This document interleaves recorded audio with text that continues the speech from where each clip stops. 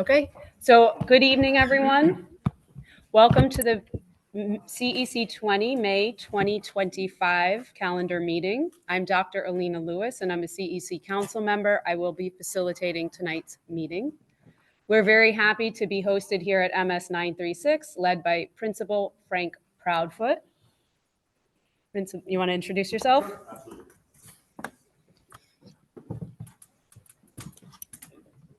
May I introduce our artist right Absolutely. away? What? Yeah. Do you want to do that before this?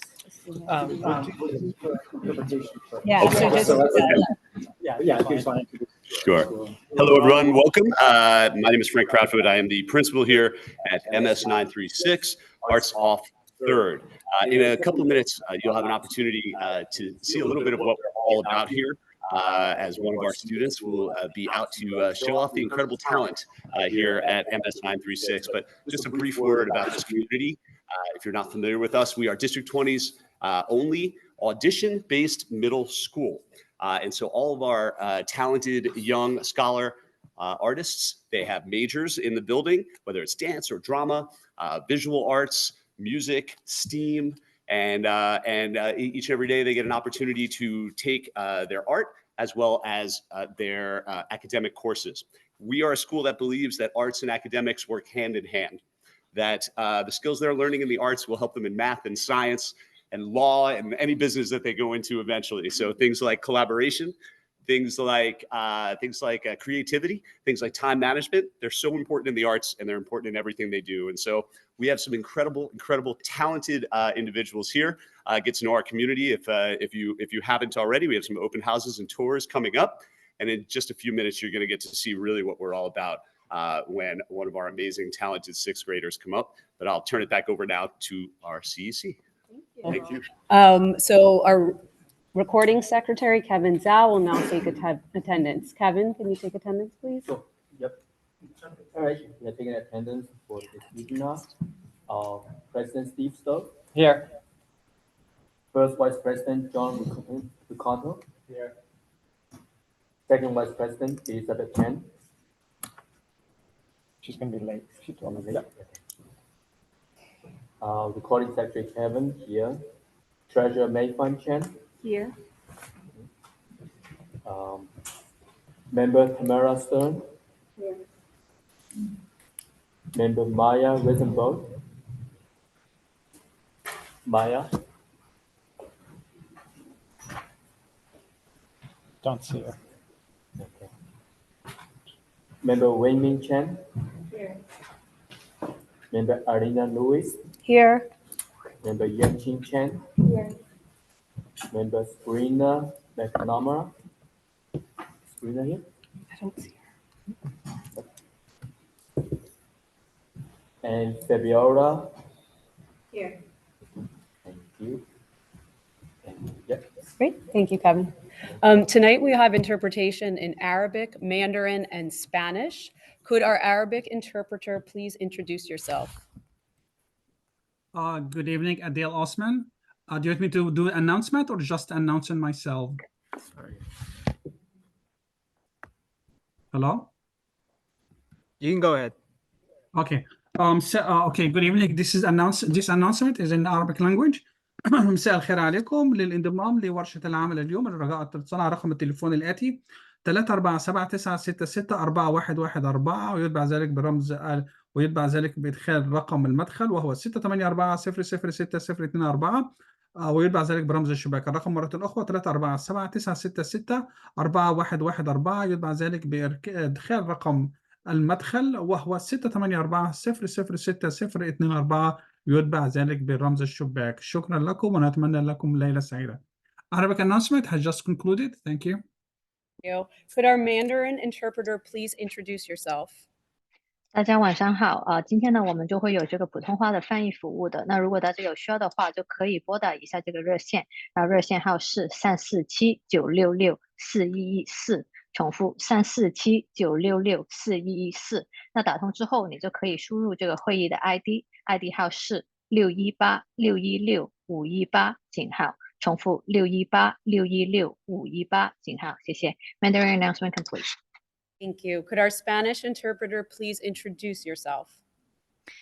Yes, good afternoon. The following announcement will be in Spanish. Muy buenas tardes. Para acceder al servicio de interpretación en español, por favor llamar desde sus teléfonos al número 347-966-4114.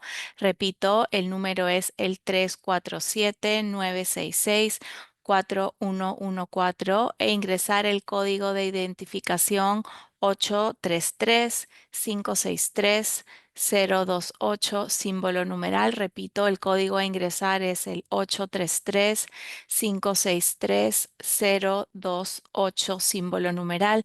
Por favor, asegurarse de mantener sus teléfonos en silencio con los micrófonos apagados para así no interferir con la interpretación. Muchas gracias. Spanish announcement has concluded. As a reminder, please try to speak slower than usual to allow our interpreters to keep up. We're now going to go over the meeting agenda. Kevin, can you please share the agenda? As you can see in the agenda, there's 2 resolutions up for discussion. In order to encourage public participation, the text of both will be put into the chat for those of you who are on Zoom.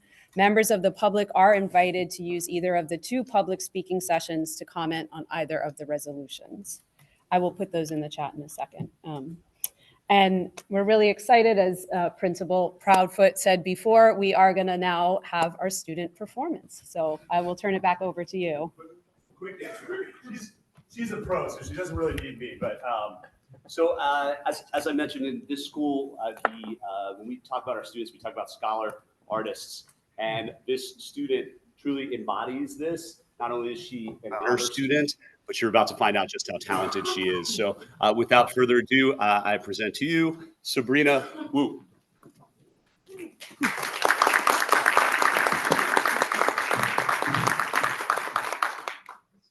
Good evening, Superintendent Preto and esteemed members of the CEC.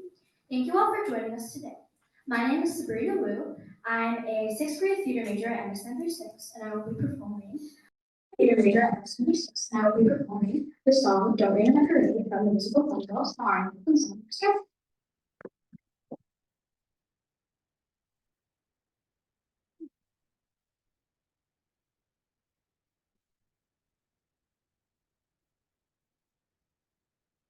Don't tell me not to live to simmer. Life's candy and the sun's a ball of butter.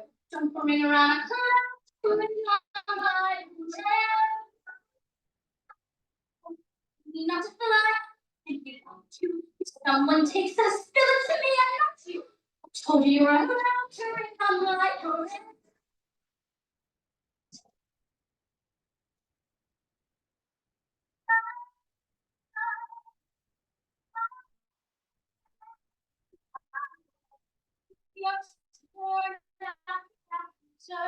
At least I didn't make it hot, sir. I guess I didn't make it, but whether I'm a rose, you're a freckle on the nose, like shiny Cinderella, shiny apple of your eye.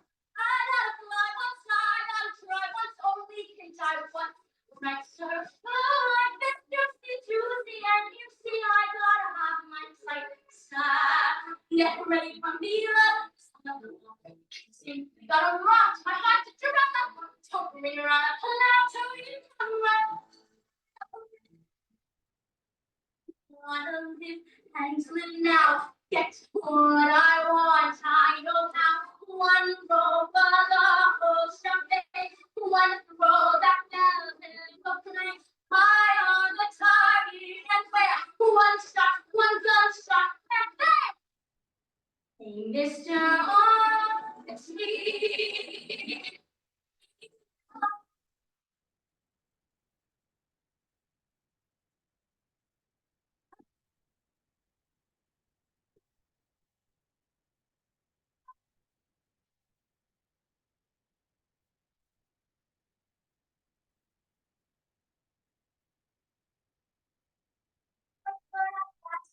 At least I didn't make it half, sir.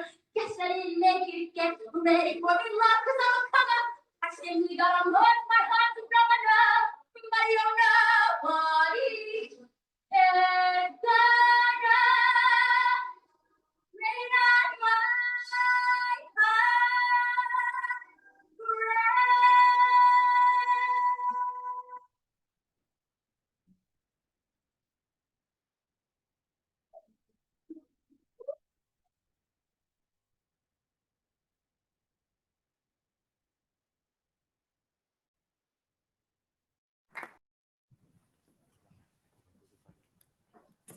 Thank you so much.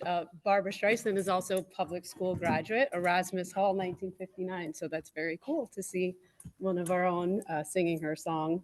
So we are going to proceed to introductions. There are elected officials and others that we like to acknowledge when we are at the meetings. So we have Superintendent Dr. David Preto.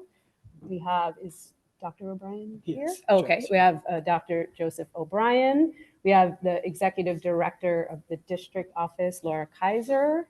Family Leadership Coordinator, Bill Chin. Family Support Coordinator, Sylvia Jasinski. CSA Representative Jane Kapitanakis. UFT Rep, Ariel Arroyo. President's Council, President Josephine Kangalosi.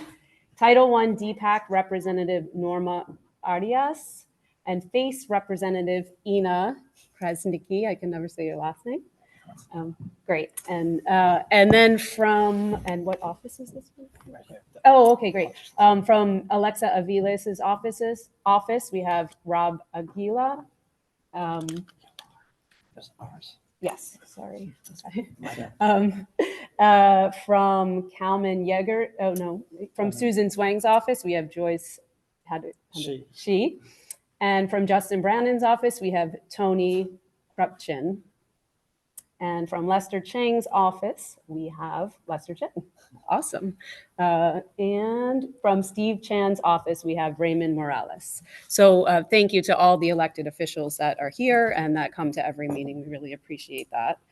We are now going to open our first public speaking session.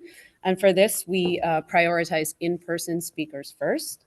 You can sign up in person or online. So the in-person sheet is here, should folks want to sign up. There's also a link to the online sheet. Speakers will be limited to 3 minutes.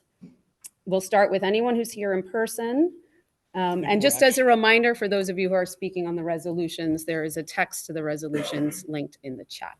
We're gonna put Assemblyman Chang first. Okay. We always get Okay, the elected okay, first great. spot, and he's online. Okay, So you cool. can So, call him. yes, so we will start with any elected officials who wish to speak, and we have Assemblyman Lester Chang online, so he's going to go first. Thank you. Well, thank you very much. Can you hear me? Can you hear me so far? Yes. Good. Yes. Thank you very much. Okay, good evening. I'm in Albany right now, and thank you very much for taking this. I just wanted to announce a very important information regarding about PS 176 about the air quality construction. I'll be sending out press release. Potential asbestos contamination in the air. We're trying to get better information about that. So that's I just got alerted only several weeks ago about the parents about this. So I just want to let it out to everybody know about PS 176. We're taking a stronger action to make sure the kids have a safe environment to go to school. Now we got about 6 weeks to go before summer school starts, but just give you a heads up on that for that information. And I do have staff on hand to pass out the information as well. And any other questions, we'll do that offline, but I just want to pass it out, this information. Thank you very much for having me first on the speaking term. Thank you very much. Thank you, Speaker. So we'll now move, unless there's any other elected officials, we'll move to the in-person sign-up sheet. And I have Rob Aguilar first. And I'll, where do you want people Down to there, go, please. Kevin? Down there. Over here? Okay. And that way the people online will be able to hear you as well. So a reminder, you have 3 minutes, and I'll try to give you a signal.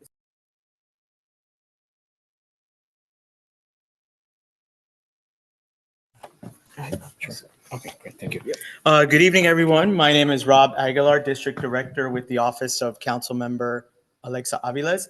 I've got 2 really quick announcements. We have a street co-naming ceremony taking place this Saturday, and we invite everyone in the community to come out. This is in honor of Don Lee. Don Lee was a champion of the Asian community. He was also at one point director of Homecrest. And this is going to take place this Saturday at 11 a.m. At the corner of 70th Street and 15th Avenue. So if you're in the area, come on by. This is a good way to honor a community leader that deserves this recognition. And then also really quickly, our office recently has been receiving some incoming emails and calls regarding some concerns around our neighboring schools. Most of these concerns are either around delayed constructions or some of the things that were mentioned before by Senator Chang, and quality of life situations as well. So we wanted to touch really quickly and give the community an update on some of the things that our office has been working on and some of the engagement that we have had with the principals and different community members.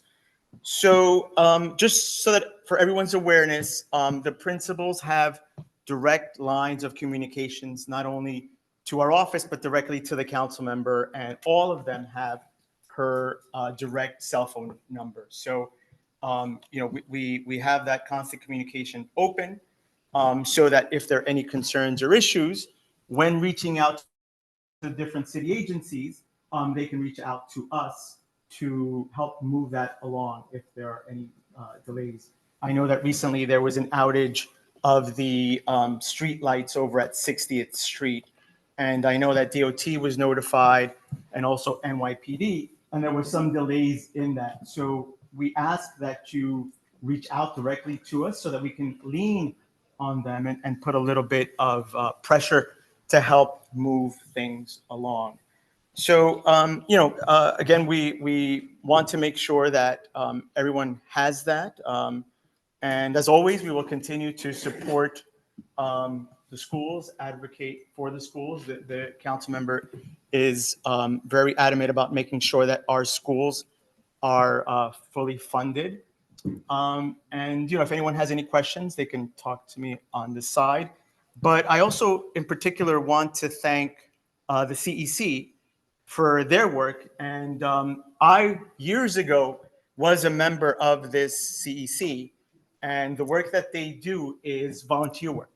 They do not get paid for their time. So it's very important that we recognize the work that they do. This is a volunteer group of advocates for our families. So we thank them. We thank the principals for their continued leadership. And we thank Superintendent Preto. Thank you very much. Thank you so much. Next, we are going to have Stephen Mahoney. So you have 3 minutes if you want to come up over here. And I'll repeat, there's an in-person sign-up sheet here, so if there is anybody else in person that wishes to speak, you can come and actually read that. Good evening. My name is Stephen Mahoney. I'm a parent of a 9-year-old child in a District 75 school within District 20. For Summer Rising program, District 75 children were limited where they could apply. We live right next to PS 30, which does have a District 75 presence there. But the DOE decided that Caton Avenue would be the nearest one. All the other sites on the other side of Brooklyn. I found out about a week and a half ago, 2 weeks ago, my son was assigned to Chester Street, which is all the way down in Brownsville. Think about it. He gets his day program till 2:30, gets the bus 18th and 47th. How long to get all the way down there? Program ends at 6 o'clock. He gets no bus service home, so the parents are responsible for picking him up. Because our District 75 kids that get bus service are subjected to disparate treatment because they're not allowed the Omni card, that student Omni card. I started sending out some emails. I got excellent help from Andy Corso. She's the chief in school support, diversity, inclusive, accessible learning. That's a lot of words. So the bottom line, they opened up a second site, 1514 72nd, K231, which is inside PS 464. I got the email last night, and I applied the wait list, because prior to that, there was no wait list. That school wasn't even on the map. By banging the drum, blowing the whistle, holding the DOE accountable, all of a sudden, there's a site in our own neighborhood, because the children in Sunset Park, Bay Ridge, Dyker Heights, Borough Park, Bensonhurst, there was no District 75 site prior to this. The only other one I know of was up on Avenue West, 229 Avenue West. So as a parent, we all have to be the advocates, not just for my son. How many other children were affected by this that hopefully they'll know? Because this offer closes on the 17th for my son, and I think that new site is open until the 30th. So if you have family or friends with District 75 children in the neighborhood, there's a site for them if they want it. And the afternoon program's 2:30 to 6. Thank you. Thank you. The next speaker that we have in person is, I just need to see that sheet. That's okay, thank you. Kenneth Chu.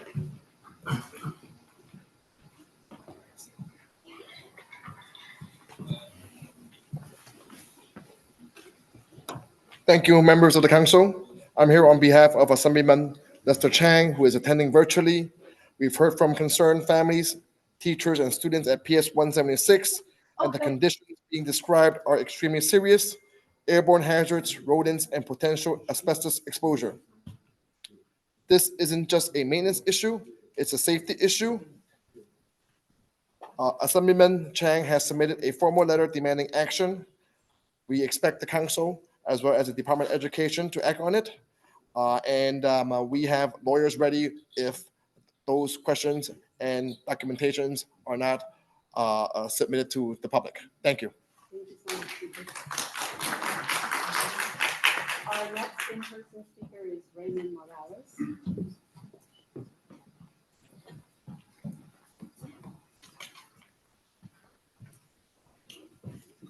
Good evening, everyone. My name is Ray Morales. I'm here on behalf of Senator Stephen Chan, District 17 State Senator.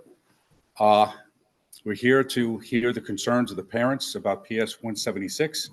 I want to give the parents our email address, which is chan, the symbol at nysenate.gov. We need to hear from you in order for us to help you. Senator Chan has always been an advocate for our children's education. He served as a PTA president for many years for Christina McAuliffe, and he takes that work up to Albany. So he's an advocate for our children. We need to hear from you so that we're able to help you with these environmental concerns raised at PS 176.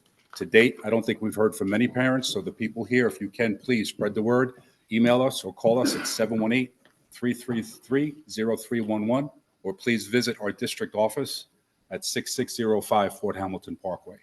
Thank you very much to the members of the council for the opportunity to speak. Thank you. Thank you.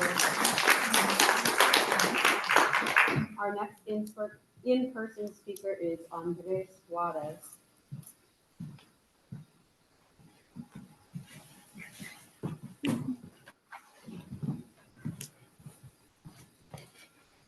Good evening, everyone.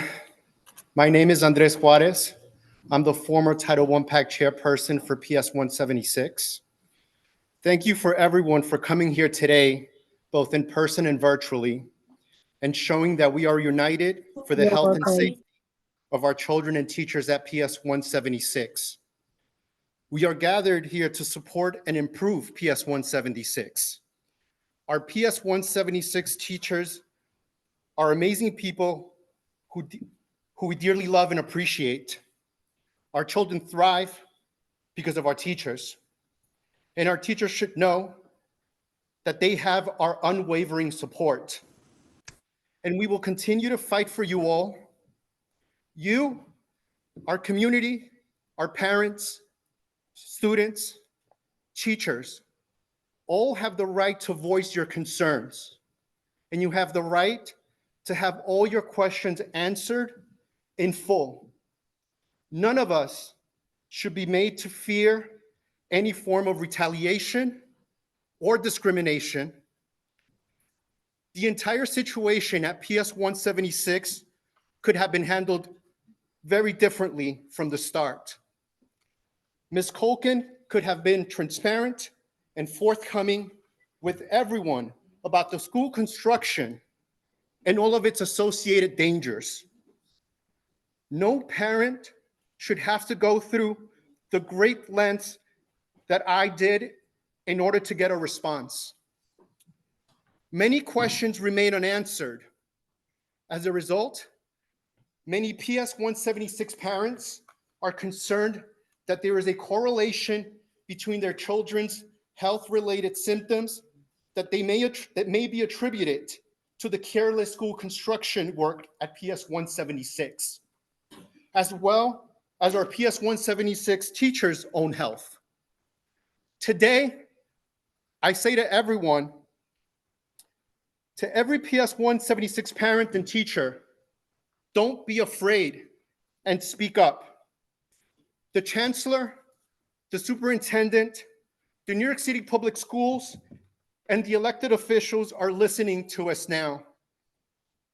Ms. Culkin's past and present retaliatory behavior and authoritarian leadership is unacceptable, ineffective, unprofessional, and unbecoming of what a principal should stand for. Ms. Culkin has been the principal at PS 176 for 20 years, and she must be held to the highest standard, to the highest of standards. Therefore, we ask the school chancellor, Melissa Aviles Ramos, and District 20 Superintendent, Dr. Preto, to remove Elizabeth Culkin as principal of PS 176 and to appoint an interim principal and to conduct an independent safety inspection assessment of PS 176. Thank you, everyone. Thank you, Steve.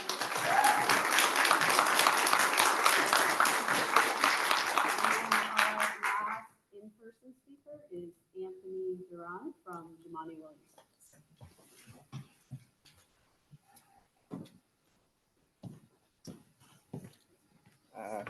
Good evening, everyone.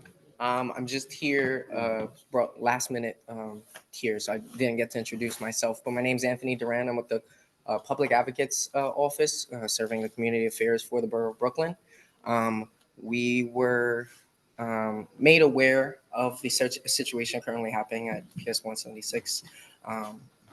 And I guess in short, we do have some of our liaisons working with the community directly to monitor the situation. There isn't specifically any answers that we can give right now, but I urge everyone, if you have any issues or want to bring anything else up to the office, please reach out to us at gethelp@advocate.nyc.gov or calling 212-669-7250. I will repeat that, 212-669-7250. And that's gethelp@advocate.nyc.gov, or you can directly contact me. That is A. Duran, DURAN, @advocate.nyc.gov. Thank you for having me here. Thank you so much. So thank you to everybody who signed up and spoke in person. It is really important to participate in these meetings. We do have folks signed up online, and we will get to those people when we do our second public speaking session. So again, if you're online, yeah, go ahead, Steve. Yeah. Donovan from Borough Oh, President, Borough, to yes. So, just yep, no problem. So we do have one more elected official online, so we'll go to them. But again, if you're signed up online, we will get to you in the second public speaking session. Donovan, did you want to go ahead? Yes, hi, good evening, everyone in CEC 20. Apologies I can't be there in person. As you guys know, I do like to be in community with you all, but I am also co-facilitating another meeting virtual at the moment. I just want to say from the Office of the Brooklyn Borough President, we have been in communication and we have seen the dialogue regarding the school in question. And so I'm here both in solidarity and standing with our families and really hearing more details and a formal response from the Department of Education and School Construction Authority. I will drop my information in the chat for folks, but Borough Hall is a lockstep partner with our parents and our communities and making sure everyone is safe. And so, I'm going to keep my remarks pretty brief today. Also, again, thank you, CEC 20, for the work you do. And I know you guys have a full show there today. So really want to center our parents in that. So thank you all. And, looking forward to hearing from the rest of you tonight. Okay. Thank you, Donovan. And again, thank you to everybody who already spoke and to those of you who will speak in the second public speaking session. But that concludes our first public speaking session. We're now going to go to the Office of Food and Nutrition Services. We have an update, and we should have Andrew Goodman and Anicia Virgos Shakes on Zoom. Are you guys there? Yes, we are. Good Wonderful. evening. Can you hear me? We can. Great. So good evening. My name is Andrew Goodman. I'm joined by my colleague, Ms. Anicia Virgos Shakes. I just want to give some updates from the Office of Food and Nutrition Services. So first thing we'd like to talk about is that Office of Food and Nutrition is currently hiring for some entry-level positions. We have a hiring event that our next hiring event will be on May 17th and June 14th and also June 21st. They are interviews are being taken place at our headquarters, which is 44-36 Vernon Boulevard in Long Island City. I don't know if you could drop the flyer, Steve, into the chat or not for that. Okay. Anyone that is interested would have to. There's a flyer and there's a QR code. They have to scan the QR code and schedule an appointment. There are no walk-in interviews for these interviews. Again, people have to sign up. There is the slots open very quickly. Usually open up a week before. Also, they go onto the DOE website and also search school food jobs and get that link also. In addition, we're also hiring for school food service managers. This is a citywide position. The flyer is I think it's in the chat, I believe. Okay, it's a citywide position. It's a civil service job. Also, the position is also available on the Department of Education website. Under careers, you scroll down to Office of Food and Nutrition Services, and there is a link for that position. Then it is a civil service position. There are positions throughout the city. So anybody is interested can apply. Again, please read the qualifications. Recently, the qualifications have changed for that position. Also, we are very happy to announce our summer meals program. So our summer meals program is right around the corner, and that starts on June 27th through August 29th. There's no registration required for anybody under the age of 18 to walk into one of our community theater sites. Breakfast is served from 8 to 9:15, and lunch is served from 11 to 1:15. We are very happy to share. We have a list of schools right now. So they're going to be IS 30, PS 48, PS 105, PS 163, PS 170, PS 182, PS 192, 201, 204, 205, 220, 223, 259, 264, and also 939. Now, some of those sites will be closing when Summer Rising is over, but we will have various sites throughout the district open through the end. So we encourage everybody to please participate in our Summer Meals program. In addition, we will be having a mobile truck in Prospect Park 7 days a week. That will be available again for anyone under the age of 18 to come and get a meal. There is no registration required. As they say, come one, come all. So please, it's a great it's a good nutritious meal. So we encourage everybody to please participate in our program. Okay. Also, we have a survey that we sent out. I don't know if that's in the chat or not, Steve. Okay. We want to know what you think. Okay. We want to know the parents. Okay. Okay. It takes about 30 seconds to do that survey. It's very, very important. Okay, that you complete that survey. Again, the students are our customers, so really value their opinion. Okay.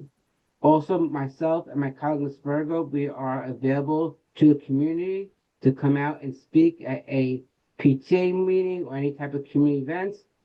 My email, it's andrewg@schools.nyc.gov.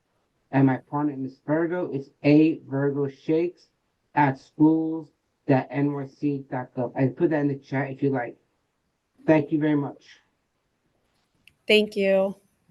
Great. Yeah, so got it. Do any council members, so Steve, you said you had a question, and then I'll turn it over if there are other council members with questions. Go ahead. And Andrew, can you put that survey in the chat? I don't see it in the email that you sent me. I just see the flyer for the hiring that I'm about to post. but I Okay, don't see the survey link. Okay, I'll resend it to you in a few minutes, okay? Okay, give me about 5 minutes, I'll send it to you, okay?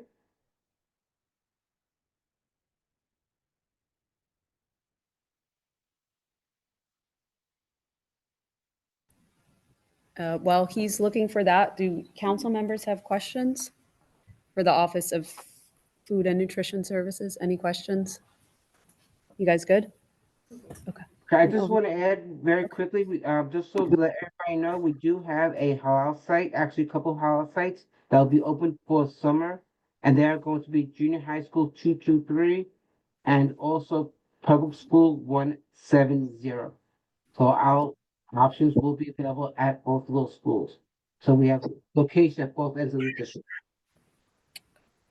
Thank you. Any other questions? Good. Okay, thank you so much. We appreciate you. So I'm now going to turn it over to Dr. David Preto for the superintendent's report. Sure, thank you so much. District 20. I'd also like to thank Principal Proudfoot and also Principal Georgia Musarulis from PS 939, which is co-located in this campus, for welcoming us for the CEC meeting this evening. I'm going to start off with just addressing the concerns around PS 176 and the issues and concerns that families and community members have raised. I want to note that now 2 meetings have been held at PS 176, coordinated by the principal as well as School Construction Authority and the Division of School Facilities, to specifically address the concerns that have been raised by families in the community, and to both describe the updates on the construction process and also attempt to address concerns that have been raised from families. Additionally, in response to these concerns, the School Construction Authority and the Division of School Facilities have released every single document that is related to the construction process and specifically the asbestos abatement process at PS 176 that has been ongoing. Those documents have been posted on the PS 176 website and have also been distributed to every family in the PS 176 community that is registered via the GAMA website. So all families that have their email registered with the school under GAMA would have also directly received an email with a link to all those documents. In addition, the AHIRA management plan, AHIRA is the law that governs the protocols that must be adhered to when related to asbestos management and abatement. The AHIRA management plan for PS 176, as well as every single New York City school building, is posted on the Department of Education website under the facilities section. It's public information. Anyone can go and look at it. So I just wanted to share that information.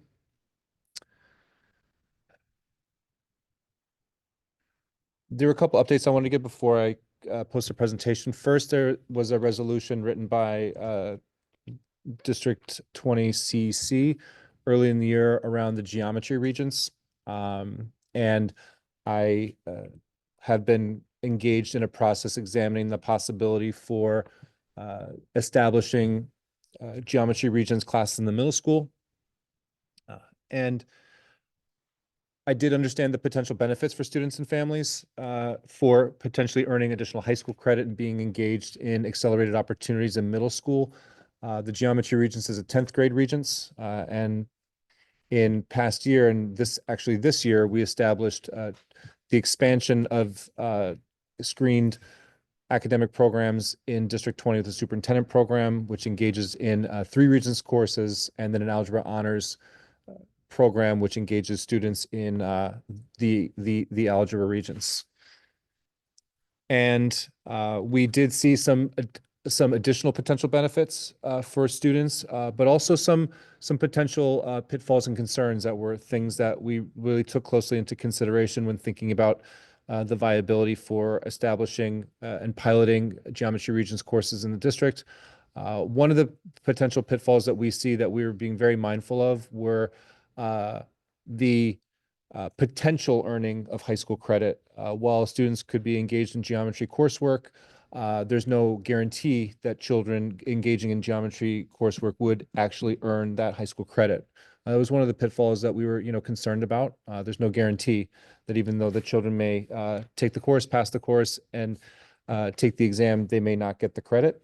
And the other concern that we had was just around some of the pressure that children may experience taking coursework that was 2 grade levels above their expectations. We're very firm believers in rigorous instruction in the district, and we want to provide children with every opportunity for those types of experiences. And we did learn in our examination of the process how there can be incredible pressure placed on young people when engaged in this level of coursework, and we're very concerned with ensuring that while providing students with this type of opportunity, it's also a responsibility to make sure that we're taking care of children and not putting them in positions that can place undue pressure on them and potentially have negative impacts on their schooling, despite the best intentions that we may have for providing them with opportunities. We've been taking this into serious account when thinking about how we would go about potentially establishing this program. We have landed on, and I'm announcing today publicly, that we will be establishing pilot geometry regions courses in the district in 3 different middle schools.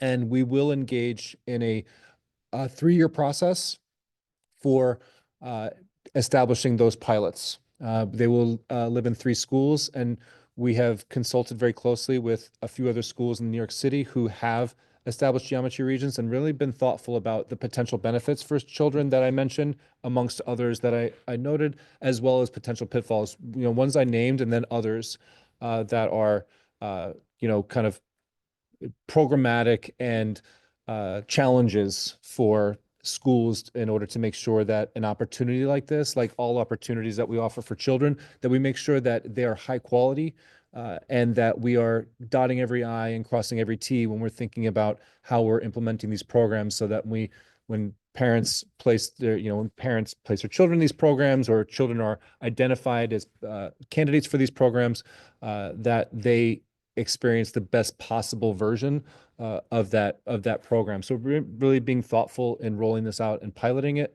We will be piloting it at 3 schools, at Madeline Brennan School, 20K201, at William McKinley, 20K259, and at John J. Pershing, 20K220, those 3 schools.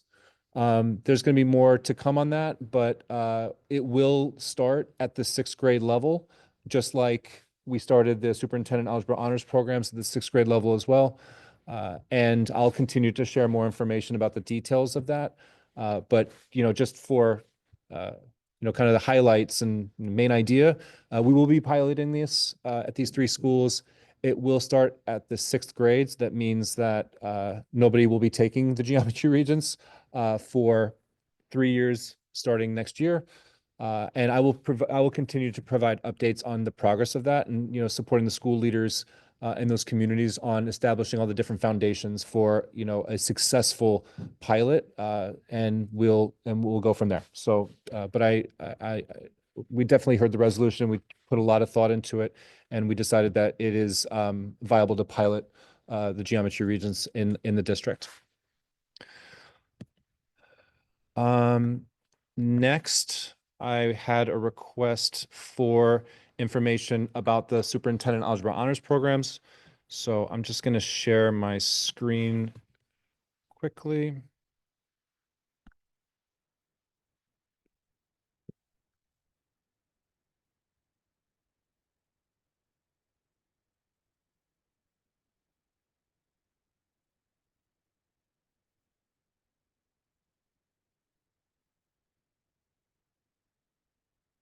There we go.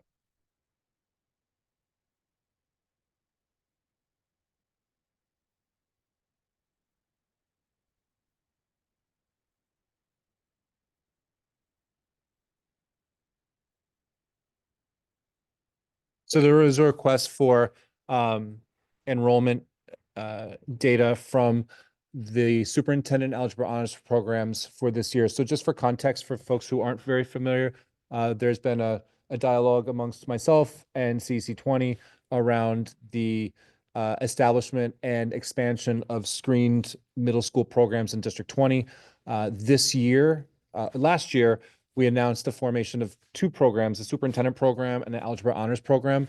Superintendent's Program is an all-encompassing screen program that utilizes the DOE screen criteria middle school to engage students in accelerated programming beginning in the 6th grade in the 4 core content areas, ELA, social studies, science, and mathematics, as well as language opportunities, either dual language or foreign language pathway, as well as enrichment opportunities that are specific and unique to the different school communities in the district that are the decision of the principal and the expectation that all students in the school are provided access opportunity to any number of variety or permutation of those enrichment opportunities in the school. It's not restricted to students in the superintendent program, but students in the superintendent program are required to engage in the enrichment pieces as well as the accelerated programming. And similarly, the Algebra Honors Program, for context, is the same idea, except the accelerated program pathway culminating in the Regents exam was only for the algebra subject, but also comes along with the opportunities for either dual language or foreign language instruction, culminating in either our hope and plans around culminating in a seal of biliteracy on the diploma for students in high school, or definitely for students engaging in the foreign language proficiency exam that lands in potential high school credit in the freshman year. This was the first year of having students admitted and enrolled in schools in the district beginning in the 6th grade in either the superintendent program or the Algebra Honors Program. And the data that has been requested has been around how many students were, how many seats were there, and how many students applied. All the information that I'm going to share is located on the My Schools website, so you can search it by each school. And this is for the current year. So students who are sitting in this year's 6th grade who applied through last year's enrollments admission cycle, that's what this data is. The data for the current year's cycle for students to enter into 6th grade beginning in the 2025-2026 school year will be released later this June, I believe, when all admissions data in the DOE is released.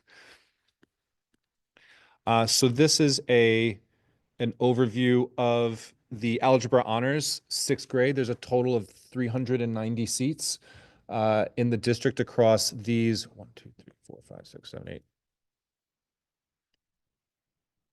Sorry, my vision's getting worse. 8 schools.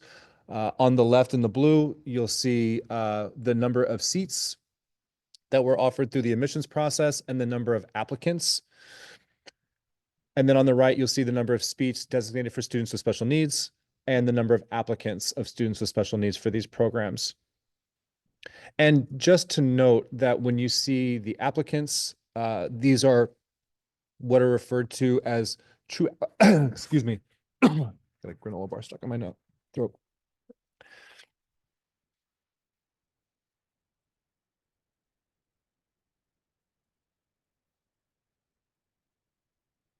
This is the number of true applicants, and the true applicant number refers to the number of children who applied to this program who did not receive an offer to a program that they ranked higher on their application, if that makes sense.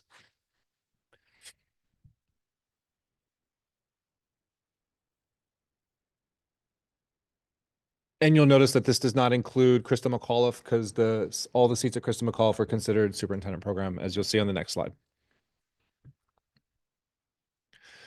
This slide, and then here's the slide for the superintendent program in 6th grade. There's a total of 805 seats in 6th grade.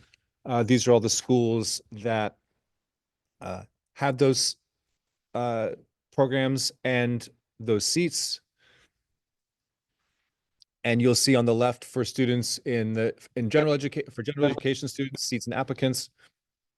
And then on the right, not shaded, the number of seats for students with special needs, as well as the number of applicants of students with special needs for each of those programs. David, I need to be clarified. The previous slide was what again? The algebra program. That was algebra only. Okay. And this is superintendent. This is superintendent. This is all course. Yep. Yep. All right. And Understood. just one thing to note, especially for Christa McAuliffe, just for context, the slide wasn't going to get too expanded, so I didn't. Christa McAuliffe has 3 different academies, and when children apply to Christa McAuliffe, they can apply to that school via each academy. So when you see the the total number of seats and the total number of applicants. That is the total number of seats and applicants added together for the 3 different academies, if that makes sense. I didn't list each academy separately.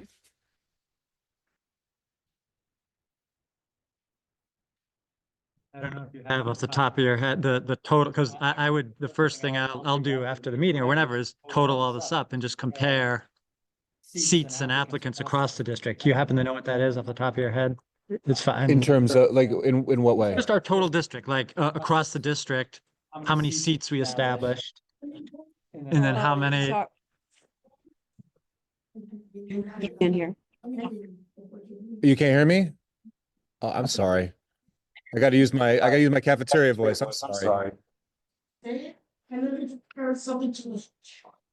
Gotcha. I'll tell you. I'll say it again. You can move. You could also come closer if you come on want, up. because we don't have a microphone. I can do it again. That's no problem. No, it's okay. Want me to go to the, would you like me to go to the last slide? Just go This ahead. one's okay? I'm just interested in the meeting, but. So it's fine, David. I was just, I'll do it later. I'm just, because I always like to look at like across the district, you know, any, and I would do this for any program that we offer. Like I'm always interested in like, you know, the special programs that we offer. And ultimately the numbers demand is fine. So I would just. So what this doesn't include, the request was for the academically screened program, superintendent algebra honors. It doesn't include the dual language programs that we expanded into middle school, which are also screened programs. We screen for language. And it doesn't account, this is just the 6th grade. So it doesn't account for the existing 7th and 8th grade students who sit in, you know, the previous iteration of screen programs in the district. So it is definitely an expansion, as you know, like this is an expansion from the previous structure. And we have, as you all know, we've established criteria and a framework for the academic program and opportunities that children engage in when, you know, admitted and engaged in this program, as well as my expectation that all students in our schools, particularly related to the language opportunities, and the accelerated opportunities in ELA and math, and for their enrichment opportunities, that principals are making these opportunities available for children who may be interested and capable of engaging in that level of coursework or an interest in those enrichment opportunities, but may have not gone through the screen process for admission. There are children, principals still make these opportunities available and accessible for children who didn't necessarily go through the process. So this isn't like a closed door thing, but what it is a way in which we can plan for and launch early in the middle school process, opportunities for children to engage in advanced coursework when, so we have a structure for that. But, you know, I'm definitely open to hearing feedback on it. And we have engaged in that process again this year, and we will move this program up to the 7th grade, and then obviously welcome the 6th graders coming in for next year. Just sort of reflecting on some of the comments you made earlier about the geometry pilot, and of course, thank you very much, by the way. How do you feel like the first year has gone of the new superintendent program in terms of student learning, student readiness, student social emotional health in the program, and all of that? We haven't seen seen it all the way through, and I think the Regents is a piece where we won't see the impact on these children for another couple of years. But so far, I mean, so far so good. I mean, there really hasn't. I mean, a grand majority of the work in year 1 has been teacher training that we've been conducting at the district level in social studies, in science, in mathematics, and obviously we've talked to literacy curriculum to every different place we could, but we've done a lot of work in terms of teacher training and supporting them in kind of like really ensuring that the experience that children are having in the classroom when it comes to the academics is indeed accelerated. They're taking an approach and have a process for ensuring that there's not just a label on the door, that they are indeed engaged in a rigorous pathway that will culminate in the Regents. And one of the additional challenges that we will have in mathematics with the Geometry Regents program is ensuring that pathway needs to be almost double accelerated. with students taking the algebra regents in the 7th grade in order to take the geometry regents in the 8th grade, and ensuring that the 6th grade year positions students in order to be able to be in a good place to engage in that accelerated coursework, taking 9th grade work in 7th grade, and not just academically, like I said, but also socially and emotionally. There's the feedback that we've gotten in the discussions that we've had is that there's a lot of pressure placed on kids in these programs, and we don't find that children perform well under a lot of pressure. We don't find that it's good for them. We think that high expectations that's coupled with high support really lands with a lot of success for kids. But when that high expectation turns into undue pressure, that it has extraordinarily negative impacts on students. So we really wanted to be, that will be a component of the support that we provide to schools who are piloting these programs, to ensure that that's a layer built into this program, so that parents, teachers, students all have, the kind of the appropriate, pathways and supports to ensure that, everyone's who's engaging in it is getting out of it what we all kind of intend for the children to get out of it, if that makes sense. Yeah, so I do have a quick follow-up question. I'll see if any of the, is the end of your report? I have one more slide about summarizing. There was a request Okay. around how children were admitted into the program, so I have a little Okay, so I'll ask mine now because it's Okay. about this. Just very quickly, do these numbers represent an expansion of screen programs for District 20 kids over years past? Most definitely. Thank you. Any other questions?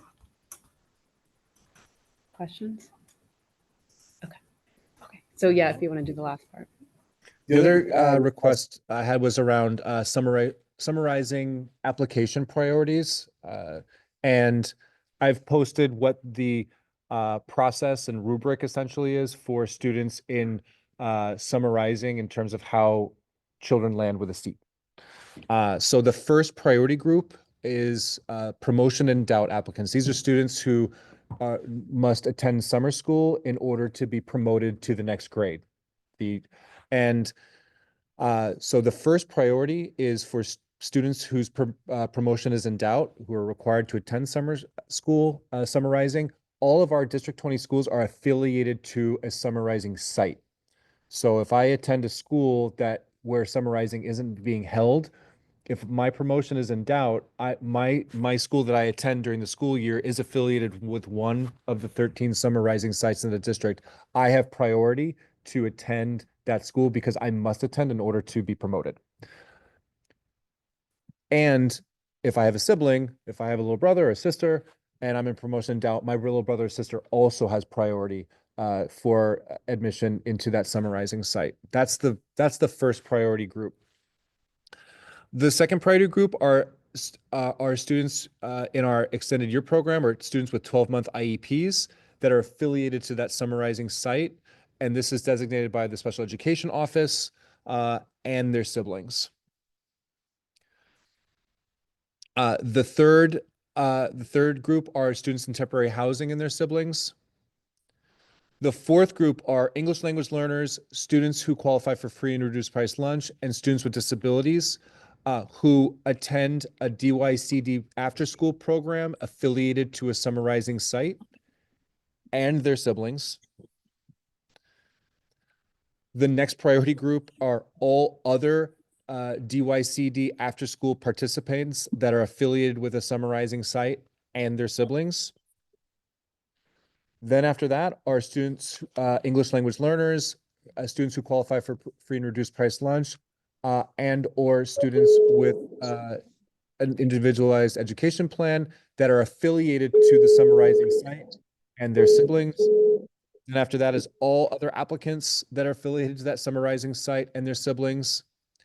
And then all other English language learners, free to reduced price lunch, students with IEPs who apply, and their siblings. And then the last priority group is all other applicants. This is the priority group sequence for students who apply for summarizing sites for summarizing this year. I'm gonna leave this one up. There's one question Yeah. in the Yeah. chat. How about students in private schools who have an IEP? They would fall under all other applicants, I believe. David, I'm sorry. I believe, but I have to get back to you. I want to confirm that. And this is really thorough, and I'm honestly, I'm not sure where this request would fall in, but what, and then is there a priority given? The students who are with the after-school program run by that CBO during the school year, is that somewhere in here? That's the DYCD after-school participants affiliated to the summarizing site. That's the fourth priority. Fourth Okay. and fifth. Fourth and fifth. Okay. Now, just to note, there are after-school programs in the district that are cited at schools that are not funded by DYCD.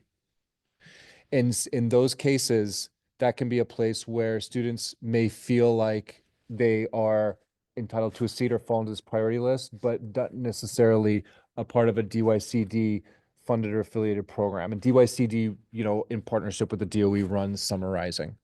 Right. If it's not funded by the DYCD, is it funded directly by the DOE? The after-school program, it depends.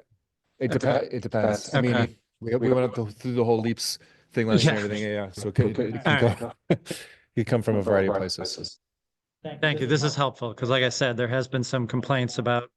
This is typical with summarizing, but Yeah. I'll follow up with this is very helpful. Thank you. John? The other question in regards to the 12-month IEP applicants affiliated with Summarizing. So even if the person is not affiliated with Summarizing or CBO, shouldn't it be that if they have a 12-month IEP, that they should be able to get first come, first serve? Because the person has a disability, right? So if you have a disability, you should be able to go in front of the other applicants. Am I right? Oh, are you saying that it should be like that? If you have the a second priority disability. group should be the first priority group. Correct. And especially if you have a disability, you should be able to get in. Not over somebody that gets food for free. If you have a disability, you should be able to get into a summarizing class. If you have a 12-month IEP applicant and you're not part of summarizing or you're not part of CBO, you're taking off from the 12-month IEP for that child. The only So it priority needs to group, be revamped. the only priority group that comes before the 12-month IEP applicants on here are students whose promotion is in doubt. Number 2 would be 12-month Could be- IEP, but they're number 9 and they're on a wait list of 40. No. 12-month IEP applicants that are affiliated with the summarizing site are the priority 2.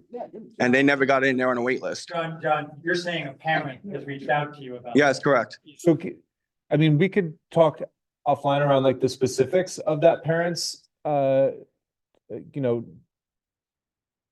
case or application, but just according to the priority groups that I've been provided by the summarizing team, students with 12-month IEPs that are affiliated to a summarizing site. So I have a 12-month IEP and summarizing is being held either in my school or the site that my school is affiliated with. I'm sorry, summarizing site designated by the special ed office. And I'm going to kind of note here that 12-month IEPs sometimes are located in community schools, but not typically. Typically, students with 12-month IEPs attend school in a District 75 school. So it does happen. There are cases where it does happen in community school, but not typically.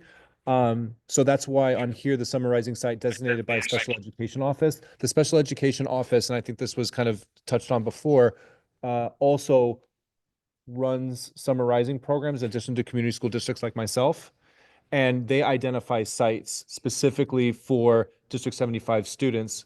And the majority, not all, but the majority of 12-month IEP students are going to, get admitted to the site designated by the special education office. And there are 2 sites in the district. One was referenced by a speaker earlier. And then there's another site that is cited for students with 12-month IEPs in District 20.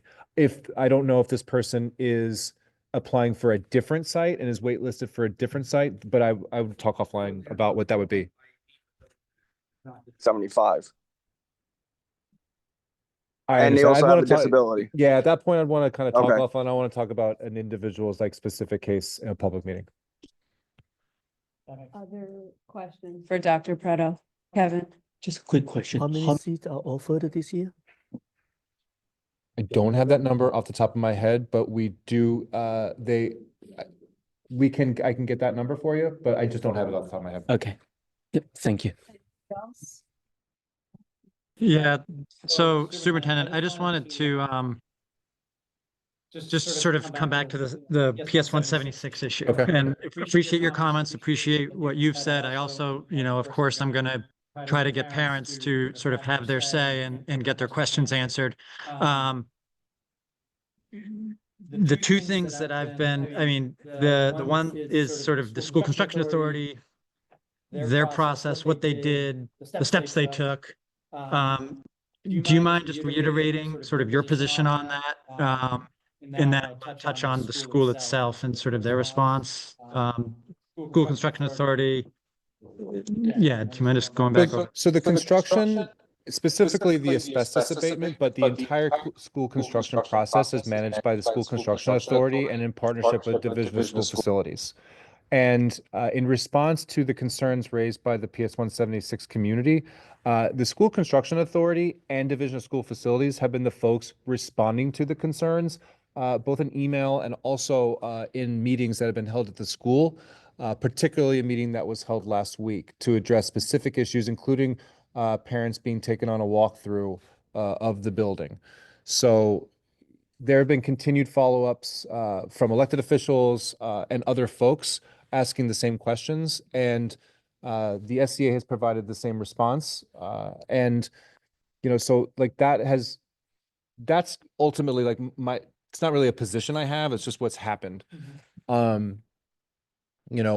We really want to be responsive to concerns that parents raise around the safety, and the response from SCA and DSF is that those things have been addressed, and the documentation that has been requested to back that up has been provided in exhaustive detail. Like every single document that's related to the construction project at 176, asbestos related or not, has been posted publicly on the PS 176 website and sent out. And if there's any families who haven't received it, we can direct them to there. If they have a hard time, accessing the link, we can give it to them. It's not easy to read. It's a lot of, documentation between contractors and the School Construction Authority, but that's the documentation. So that's. And that's on the school website, among other places, you said? It was on the school website. It's been posted on the school website, and it's also been emailed to parents via Gamma. Not all parents have an email address associated with Gamma, but we also wanted to, push it out as much as possible. It was communicated to me to make sure that this documentation was made available to the school community. See this right here, 176, this 176 Construction documents. I think this is it. I just want to put it in the chat. Yeah, there's a request in the chat. That's what I was. Yep, gonna say. yep. Great, thank you. And then, Superintendent, as far as the school's messaging throughout this, that's one thing I've heard is the school wasn't as responsive, wasn't as communicative as some parents would have liked. What's your response to that? I've taken the feedback and I've met with parents, and I've heard the concerns around the communication from the school, and I'm working with the school to ensure that the communication issues are addressed. And in the case of, my understanding is there were like. I think the SCA said they did something like 18 remediations, and I might have that number wrong, but let's call it 18 abatements in the school. Abatement actions. Did the principal notify school community when each of those actions were taken? The DSF and SCA communicated with the school community around how the process for communicating on this topic happens. And I'm not the resident expert for how this goes. I'll be honest with you, I'm not I have been a principal and I've been a superintendent. But we do really partner with SCA and DSF to support principals in making sure that these things happen that's in their purview. So we've made sure that SCA and DSF have been present at these meetings to address the concerns and answer these types of specific questions around the AHIRA management plan ultimately, which includes communication about the projects. And those things come from SCA and DSF. Right, but it's not necessarily. You want to move along? No, I was telling them that yeah, go ahead. Yeah, I just, but as far as, so it sounds like essentially it's, I understand what you're saying. It's discretion on the part of the principal if they want to, sort of go above and beyond the usual communication channels just to make sure that the message is out there. It's at their discretion, essentially. The school construction authority communicates with principals around the ongoing Status of, construction projects in their schools. When there's a legal responsibility to communicate to parents in the community around, a condition in a building, it is always going to be when it's unsafe, and it will be coming from the SCA or the DSF to the principal that they must communicate something. And that's part of that would be part of the documentation that would be contained in this construction report, to my knowledge. John, did you have something you wanted to add? So numerous children and teachers been sick, whether they have asthma or dust particles in the room. So what happened with that? Like, what is gonna go on? Did you guys notify anything per se? All the folks who are involved in the construction project that ultimately can speak to all those pieces have been made available to the school community twice and will be made available to the school community once more. Also, do you know how many rooms are closed right now that's not being utilized? With the children and teachers, if there's any? None. With the weather, Off the top of my head. There's a lot of floods inside there with the ceiling and the roof leaks. Listen, I hear that you're saying these things are happening. I'm going to defer to the facilities folks to confirm whether or not the things that you're saying are indeed happening. And that's why we've made those folks available and released all these documents. Mr. President, Steve Stowe, may I address you? No, sorry. We do have to stick to the sort of agenda, but I will say Put it in the chat. Yeah. You guys want, put it in the chat. I will say one. Chat, so. Okay, you can use me. That I can answer your question directly that you just asked about. Let's talk offline, if you don't mind. Keep the meeting. I will say just One thing, and I do do not know anything about the situation. I'm just looking at the chat. And I understand what you're saying, Dr. Prato, that you're not the facilities person, but it does sound like, just as an outsider looking at the situation, there's also some leadership issues in terms of like the principal and communication. And so I would just make a plug for that is in your wheelhouse, trying to get in there and figuring out where those gaps are, if there's some sort of communication issue or leadership issue. I don't know. I'm just saying what I'm seeing. Follow on parents to that. We sharing. learned recently that within each construction project, there's the monthly, I can't remember the name of it, but it's an Yes. SCA. They're supposed to give a monthly report. meeting between the school staff and the SCA.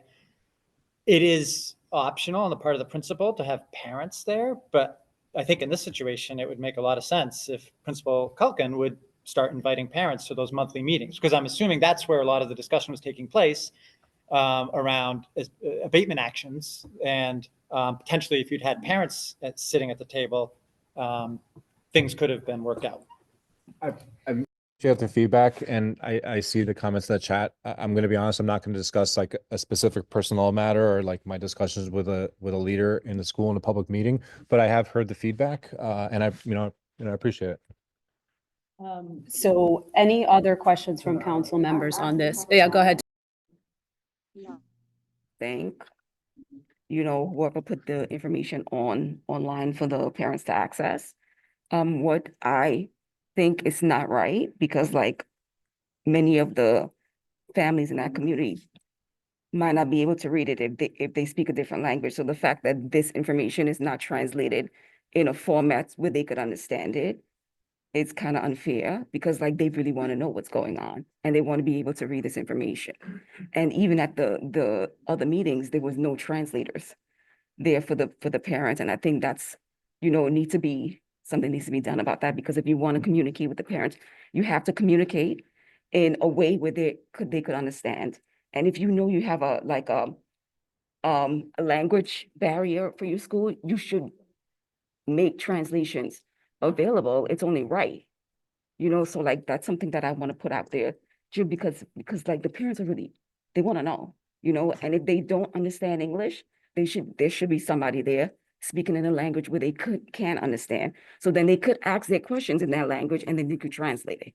Because all of that information needs to be accessible to everybody. So I just wanted to say that. And I just want to say, Dr. Preto, that I'm going to continue to talk to the parents that organize, and I'm hearing their concerns. And this is coming from a parent who have a kid with asthma. This is dangerous and is concerning. And the miscommunication from leadership, it's not right. And I think that, if I know you have a busy agenda, but if possible, I will request just, to follow up with all parties involved. Yeah, go ahead. And I do think there are some folks signed up for the online public speaking session that are also waiting to comment on this. So I'm going to move us to that. So our second public speaking session is now open. We do have two folks here in person right now. So I saw Ken Lee and Xiling Zhang. So Ken, do you want to come up first?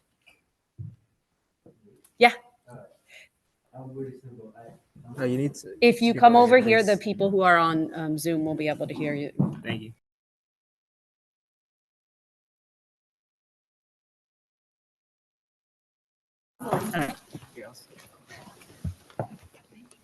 Okay. Hi everyone. I'm Kenny. I'm here today to support all the parents come from PS 176 because we have issue in the school. So all about you already know our parent is strongly opposed. We need an independent inspector to the school to check about the problem. If you agree, can you help up so we can send the people go inside the school? PS 176. Superintendent Derry, are you agree for that? We don't typically have back and forth. You can speak, but it's not typically a back and forth. Oh, okay. Yeah. Okay. I just want to say that, because all the parents is so worried about that because we care about our kid and also the 150 staff who work in the school, everybody. But the principal, she don't care about nothing. She don't know anything about it. She just say, oh, just start work. What's going on? So I believe, she is, she's not responsibility about the school problem. She don't care about the parent and the kid.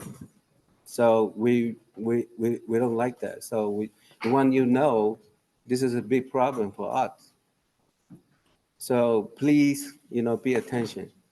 Because it's really simple. We just need to send an inspector, go to school and get the result, get the report. That's it. And make people safety, make the parents and the kid to the school be feeling, oh, this is a good place. Everybody care about our kid. This principal is losing her job totally. Nobody like that today. We are here. It's that day. Well, whatever. So helping you guys help this problem, okay? Especially for the parent. I'm sorry, what's your name? Okay. He wants to speak about more. Can you give a time to him?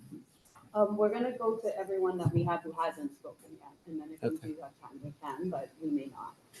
Thank you. Okay, thank you. Thank you so much, Ken. Our next in-person speaker is Xiling Zhang. Xiling, are you here?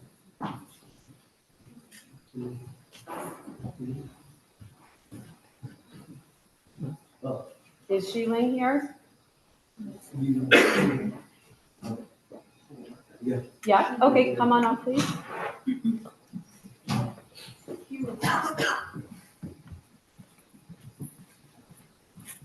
Okay, hi everyone. Good evening. So anyway, can I get a temperature? Oh, yes, Yeah, of course. thank you. He requests that I be his interpreter. Could I? Yeah. Okay, tonight I'm here. I just wanna, okay, I'm sorry.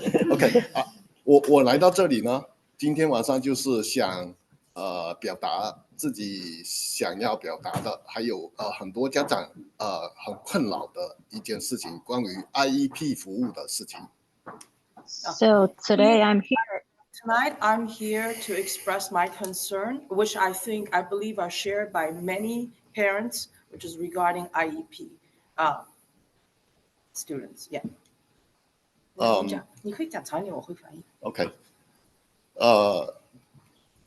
就是我刚刚今天发生的事情。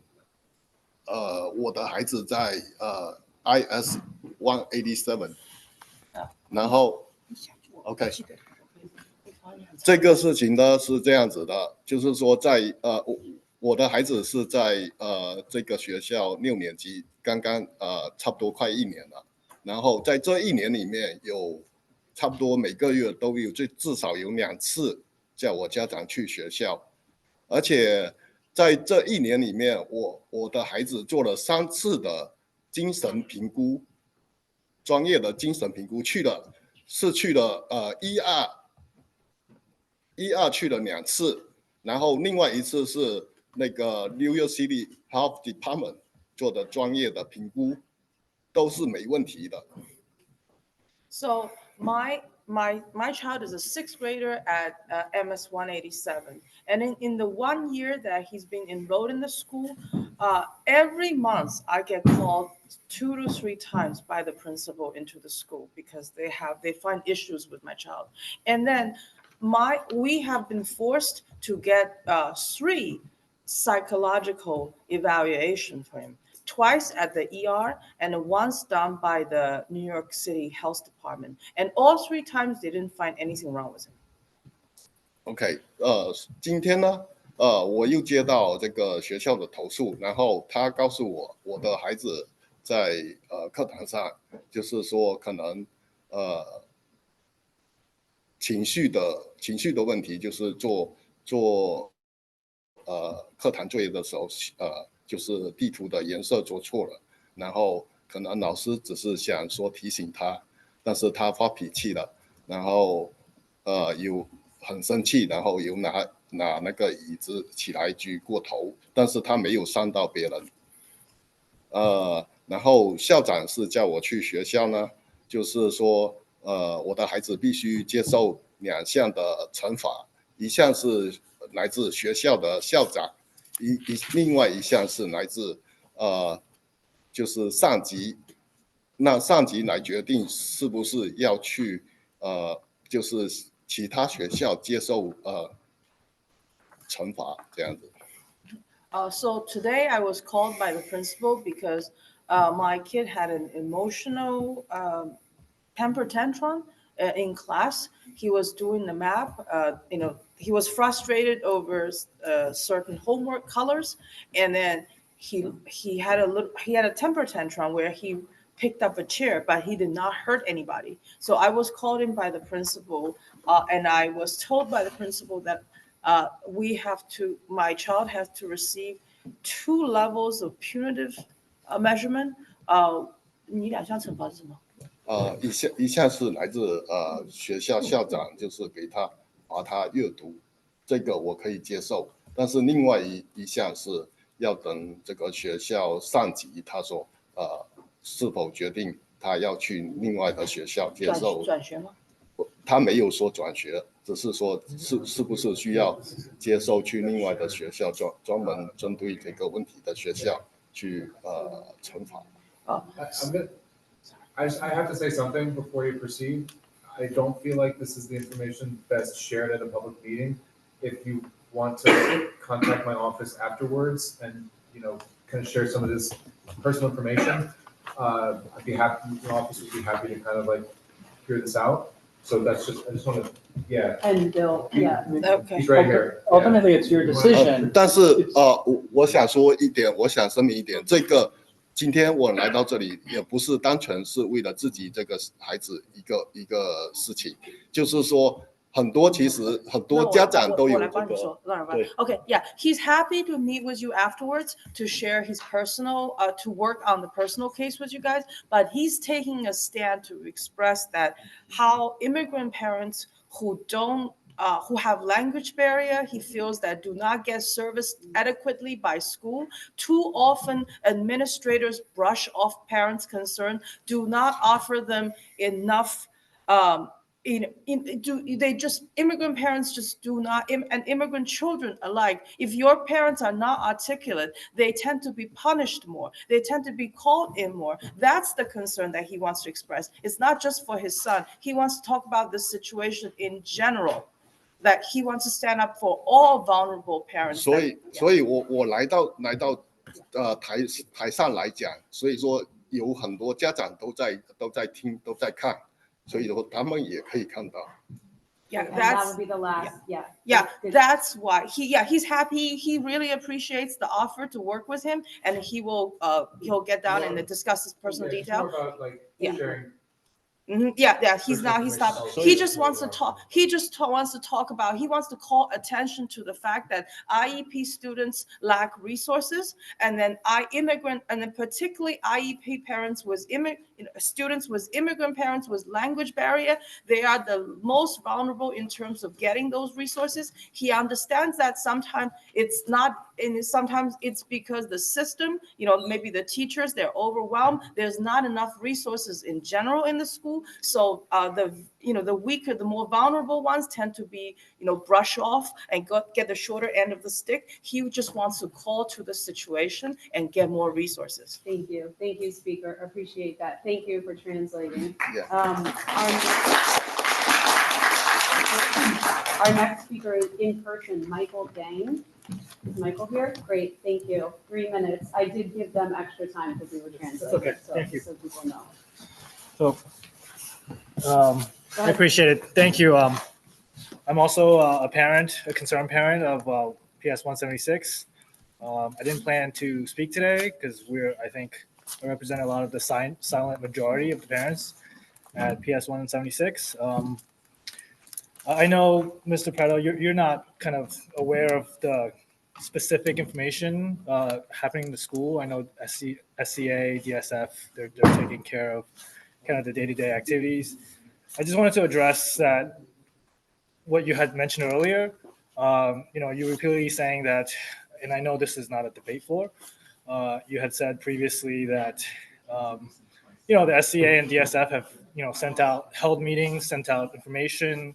They uploaded yesterday, all the documents there. I combed through them and in my professional understanding. And I think those items are not addressed. Those are not solutions. And I think, if we didn't speak out against this and, due to the efforts of other people in the school and the parents, this wouldn't have come up.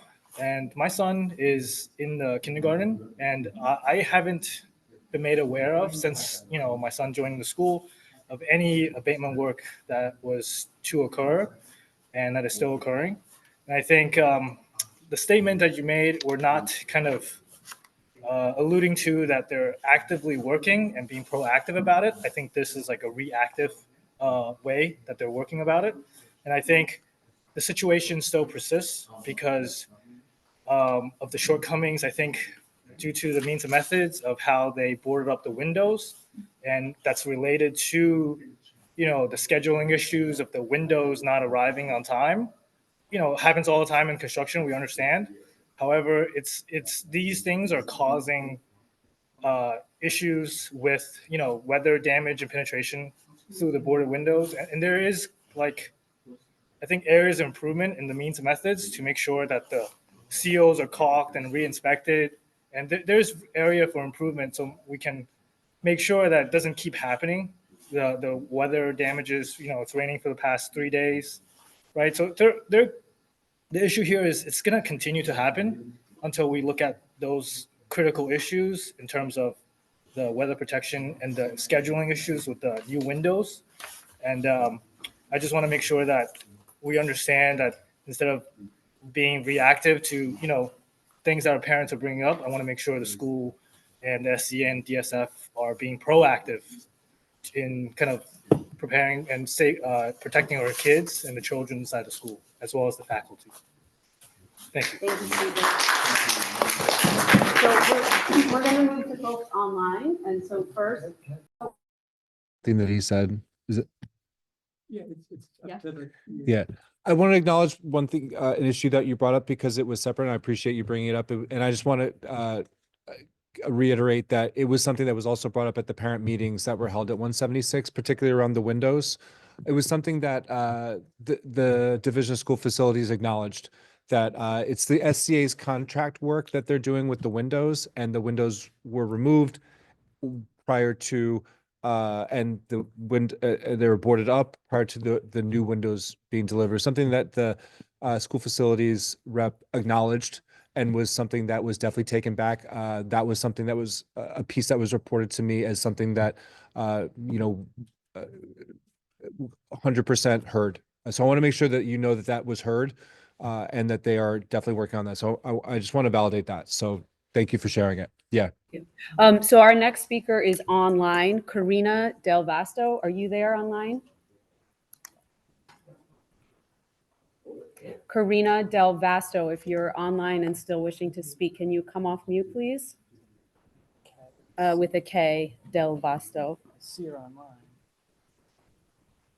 I can also come back to her. Karina?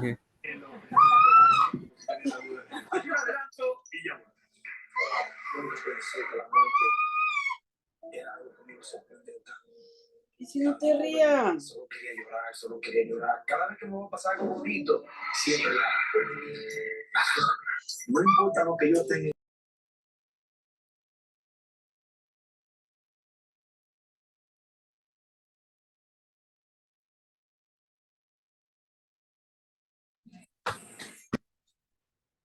La playa.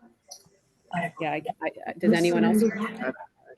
You can? No, I don't hear talking. Okay. She's unmuted. Yeah, we will move to the next online speaker, and we will come back to you if you can figure out the audio. Robert Mertfeld, are you still there? Yes, I am. Thank you, Robert. Can you hear me? We do see a Robert Mertfeld. Can you hear I'm me? going to keep going down, and I'll circle back to the He's people. speaking. Oh, he is? Just give me I'm one right here. Okay. All right. Hang on one second, Robert. Smokehouse barbecue sauce. Ese sabor agridulce. Maybe it's our barbecue. song. Yeah. Okay, Karina, I think it was us, not you. No, she wasn't speaking. I Okay, hear all right, so let's try Robert, and then we'll go back to her if it works. ¿En serio? Ándale. Vamos más. Ah, qué pasión. Bueno, tóquenme también a Maquiamen tanto el café. I didn't, but Kevin said he saw him. You saw Robert? No, he was speaking, but I can't hear. There's a lot of All right, background let's noise. go in case down you one want me more to and see speak. what happens. Who's No, next? right now on the- it's, hold on, sorry, it's Okay. just tech, that's the issue.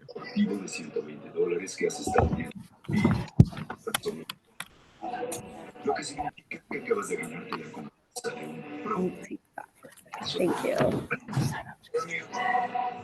Una orden de chili.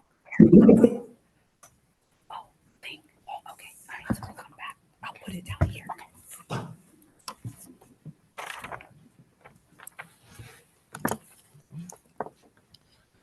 So just bear with us. We're having I some. think you can try again. Yeah. Yes, you can try again. Robert, do you want to try speaking again?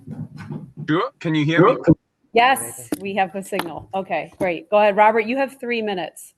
Wonderful. My name is Robert Mertfeld. I'm actually a parent from District 1 who's dialing into the District 20 meeting because both District 1 and District 20 are advancing a resolution tonight around the CEC elections and the future of FACE. And yeah, Dr. Alina Lewis kindly, suggested that I should share some comments with all of you due to the fact that you will be voting on this resolution a little later on, just how District 1 will be voting on it. And I believe the Citywide Council for the High Schools has a resolution as well. And all three resolutions have similar text. They're obviously upset with what has happened over the course of the elections recently with all the many faults, but they're calling for two things. Number one is they're calling for FACE to be dissolved. And secondly, for the elections to be moved to the Board of Elections, just like the mayoral election or any other election in the United States, so to be administered by a state entity. And I just wanted to caution everyone around these two propositions, because just how, critics of mayoral control from the left want often a new system that is different from what we currently have. To dissolve FACE most likely will never happen, and the Board of Elections has refused to take on the election because the New York City public school system, with its million students and then maybe 2 million parents, is a unique voting body, and they cannot have everyone just identify themselves as parent to vote as if it's a mayoral election. So it is a quite idiosyncratic, specific process to us. And whilst we have to acknowledge the faults that were in the election process, and why I think these resolutions to go to the table to be voted on are justified, I just wanted to caution, some idealistic scenarios that FACE would be abolished and that this gets moved to the Board of Elections, and that we have to deal with the constraints, still accepting that FACE will be around and that we have to do the next election ourselves. And the renewal of mayoral control will be an excellent opportunity in 2026 to sort through some of these issues, how they should be addressed. So this was my contribution to you guys tonight in District 20, so that you have some food for thought when you come in to the point to vote on the resolution. Thank you. Thank you, Speaker. Karina, we're going to come back to you. Can we try to see if we can hear her? Karina, can you come off mute and see if you can speak? Okay, I'll keep going down the list and we'll come back. C. Jiang online. C. Jiang online. Do you still want to speak?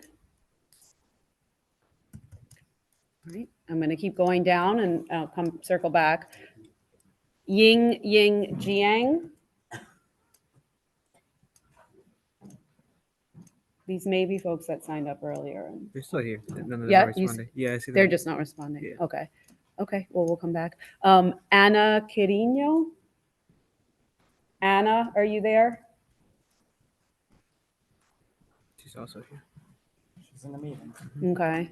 If folks who are online are friends with any of these people, let them know that we're calling their name to speak. I'm going to move to Cindy Lopez. Cindy, are you there? Yes, I am. Awesome. So go ahead, Cindy. You have 3 minutes. Sure. So I've never done this before, so I don't know if this is allowed, but I just have a lot of questions that have still been left unanswered.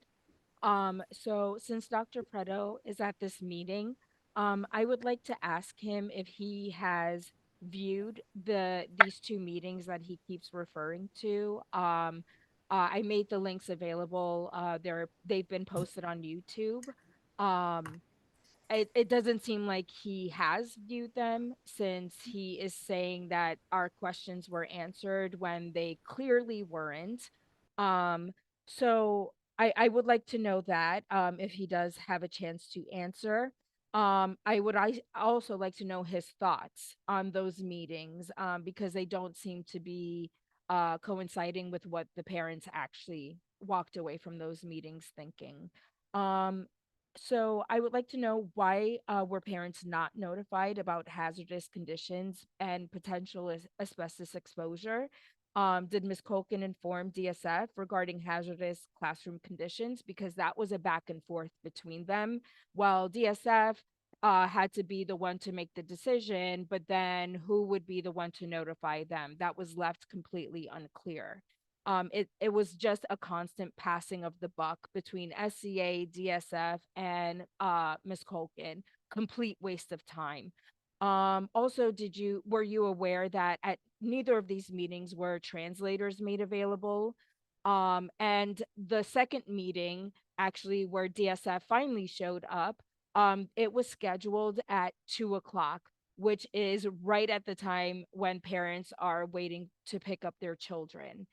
There were a lot of complaints posted on this, and it was just completely irresponsible and unfair. So back to my question, did Ms. Colkin inform DSF regarding hazardous classroom conditions? If not, why not? If yes, why were children allowed to remain in classrooms when remote learning and mobile classrooms are an option? Also, I'd personally like an investigation done into Ms. Chin, the PS 176 parent coordinator, and Mrs. Chrysanthi Giannopoulos, the SLT UFT, for their complicity in Ms. Colkin's attempts at deception and withholding of important information regarding student, teacher, staff safety, as well as Mrs. Giannopoulos's completely unprofessional behavior at the May 5th, 2025 SLT meeting. And I'm also another parent who would like an independent inspector to come into the school, because at this point we cannot trust the SEA or DSF. They've made that apparently clear, and we definitely cannot trust Ms. Colkin to provide accurate information. Thank you. Perfect timing. That was 3 minutes. And then I'm just going to check back one more time if either C. Jiang or Anna Carino is online and still wishes to speak. Are either of you there and wish to speak? Does anyone, yeah, do you see them in the, They're on. Anna's there, okay. but you can. Okay, so I'm just gonna do, we had a request for one more. I can do 3 minutes, but you And already went then- in the public. Ling is also. Oh, and you would like to speak? Okay, so 3 minutes, and then Andres, you can have 3 more minutes, and then. Thank you, appreciate it.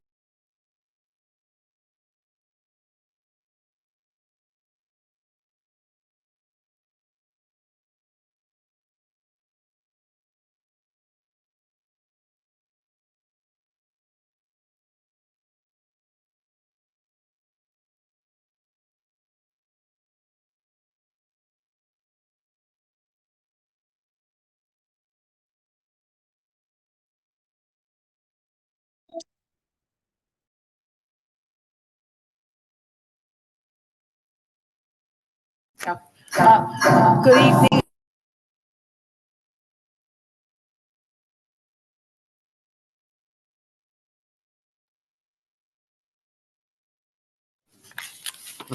Yeah. Good evening, everyone. My name is Ling Yi. I'm here to talk about safety, the safety of students. First of all, let me start by, by thanking the the PS 176 parents who are here today, because you are talking about the physical safety of the students.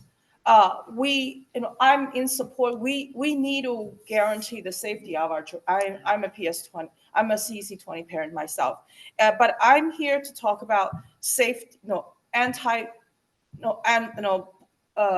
safety of our children from bullying, anti-bully measure. It's always recently. I myself was experienced a very terrible incident because I was helping a friend's child who was beaten up at a playground by a gang of teenagers who, some of them are 15. They range from 15 to 17-year-old. This happened outside the school, but it's an extension of the school bully. Bullies start in school and bully grow. Bully take it outside the school and take it out in the playground. Our children are not safe when bully issues are not dealt with. And of course, school isn't the only place where we deal with bullies. We also, our society need to step up and allocate resources to protect our children. May it be the police officer responses, may it be ACS protections, but school is also a very important place where we can deal with bullies. We've seen it a lot. Last year, 2 years ago at IS 201, the horrendous incident of school bully, and now 2 weeks ago I personally witnessed it in Rainbow Playground, where I saw a child beaten by a gang of 10 other kids, all teenagers, and they all attended neighborhood schools, CEC, mostly CEC 20 schools. And I just want to, I just want to raise the awareness of bullying and then how we need to address the mental health of our, of our youth, and how we need to step up education, both for the youth to, for them not to bully, not to behave, not to bully fellow classmates and kids, and also to protect our children with education. How should they act in the case when they are bullied? And thank you. Thank you so much, Speaker. So, Andres, you have 3 minutes, and then we'll conclude the second public speaking session unless we are able to get either of the two folks that had signed up before. But there were messages put in the chat for all of them. Yeah. Okay, go ahead, Andres, 3 minutes.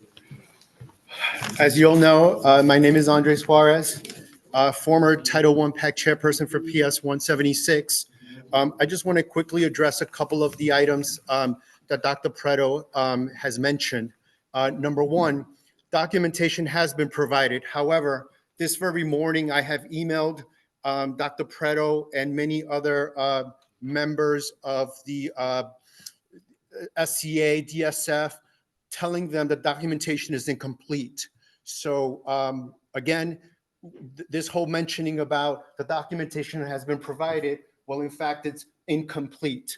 We're missing the photographs from the day that actually reflects the water infiltration, deterioration, and the boarded up windows when the windows were missing in the classrooms, and that the children remained in these classrooms with the teachers. No notification was provided to the teachers, to the parents of the children that were in these classrooms. We don't know for how long they were in these classrooms under these conditions. Part of the email that I included notifying that that documentation was incomplete, I provided an internal email that was given to me by Principal Koken, where the Genesis Sanchez, part of DSF, actually says to the other folks of the construction authority and the contractor, says, this is an uninhabitable, unsafe conditions. The children should not be going to these classrooms. So they were aware of uninhabitable, unsafe conditions, yet parents and teachers were not notified. So this whole presentation about documentation has been given to us. Yes, a document dump was provided, but it's incomplete, and it's not fair for us to be told, hey, the SCA and DSF says that the information's been given. So I just want to clarify on that point. I want to clarify on another point. That is correct that on the 2 meetings where DSF and SCA have come to our school,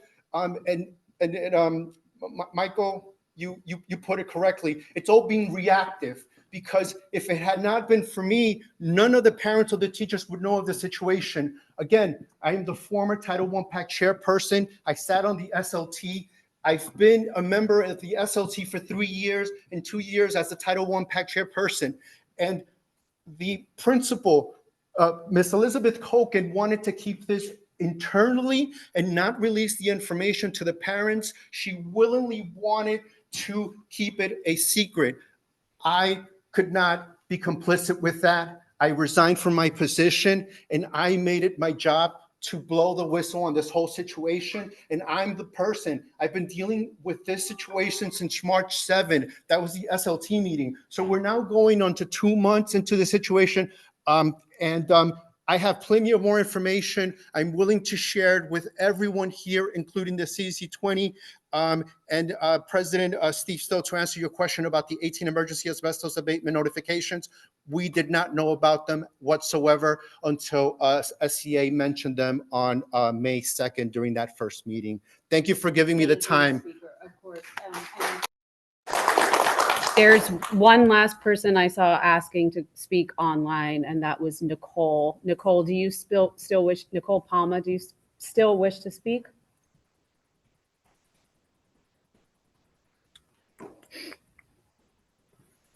Nicole?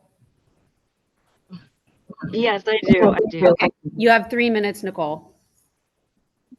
Thank you. My son is a student at PS 176. A few months ago, he was missing a lot of school because he has asthma due to his breathing. I did address it to Ms. Colkin. I had a walkthrough in the school in regard to this because the windows could not be open due to the dust. The air conditioner could not go on because of the construction that was going on. The radiators, they couldn't turn the heat off in the classroom. Her suggestion was to move my son out of the class. That makes no sense to do. I feel like these things should have been fixed. I said to her that I took my son to the doctor and he was prescribed a steroid, which he's never had before for his asthma. We never knew about the asbestos issue. It was not brought up to us. So it's a shame that this is happening. And I'm really worried about my son's asthma now because was he exposed to the asbestos? Like, what was actually going on in the school? And then when I did address it with Ms. Colkin, she basically tried to say that the teacher was going through menopause and that my son and her concerns were not basically valid. And I don't see how that is okay. They've been working on the school windows for a very, very long time. The playgrounds are disgusting because of the scaffolding. They let them play out there. It's not okay. It's not okay what's been going on at that school. And I don't know whether I should just keep my son from going to school or send him at this point. Like, none of us are really sure what to do. Like, what is the best option for our kids at that school? And that's all I had to say. Thank you, Nicole. Thank you. For everybody who spoke either in person or online. We appreciate hearing from all of you. We are going to move to the discussion of the resolutions. We have 2 resolutions on the agenda tonight. Resolution 5 is about the Office of Family and Community Engagement and the CEC elections. We're now going to open discussion of the resolution. Can I ask the sponsor to introduce the resolution? Sure. Can you hear, am I heard if I'm at this one? I'm audible, right? Yeah. So this resolution, Resolution 5, resolution to demand reform of the Education Council elections and the Office of Family and Community Engagement, known as FACE. The Community Education Council elections concluded yesterday. These happen every 2 years. They're a really important opportunity for parents to participate in governance of the school system. The education councils, what we do is the closest thing in New York City to parent elected body to hold school, the Department of Education accountable, to represent parent voices with the Department of Education. So these elections are an extremely critical mechanism for parent voice. The Department of Education, FACE, runs the elections. They have a budget that was $3.6 million in 2021 and $4.3 million in 2023. There have been many problems with the elections, and this year was the worst of all 3 elections that FACE has run.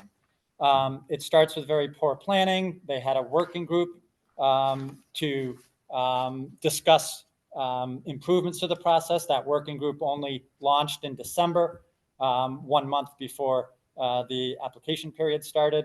There were a number of problems with the candidate forum videos. Some were not posted online, the forums.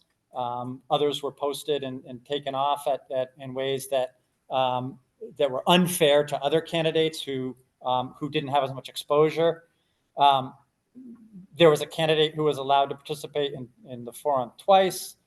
One of the big problems, and I heard this from a lot of parents, is the way names were listed on the ballots. Names were listed last name first, and often they cut out parts of applicants' names as well. Things got really bad the day voting started. They had to suspend voting immediately after opening up the voting period because there were so many errors on ballots. Candidates were missing. Some candidates were on ballots for councils that they weren't even running for. They suspended voting the first day. It took I don't know how many hours, 8 or 9 hours. There was no communication about whether people who had already voted would have to revote. The worst, however, came about a week of voting when FACE had to cancel the District 1 election up to that point because they had left a candidate off the ballot. They sent an email to all parents in District 1 telling them they had to revote. There's obvious problems with that because there's no guarantee everyone got to revote. And a big problem is those parents, the District 1 has had 1 week less of voting than the rest of the city. FACE has a bunch of campaign guidelines. Anyone who's talked to me knows that these guidelines, in my opinion, are attempting to be more than they are. They are supposed to be based on Chancellor's Regulation D130. In reality, they are things FACE wrote on a website that may or may not be legal. FACE has, in the recent last week leading up to the end of the election, FACE started calling candidates who had not voted yet to ask them to vote. This obviously, if you have someone overseeing the election, to maintain an integrity of the election, you should not have access to who has voted and who has not, because then you can see who's voting for who and who's not voting for who. So it's obviously an infringement on the privacy of parents who are voting to be calling people directly and telling them, why haven't you voted? And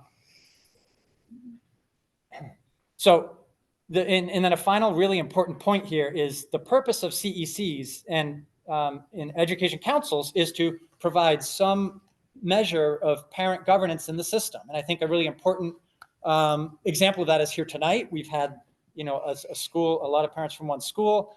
It gives an opportunity, a platform to communicate with the school district and engage in a structured dialogue and work through issues. And it's really important that the education councils and what they represent is a strong parent voice, a strong governance voice in the system.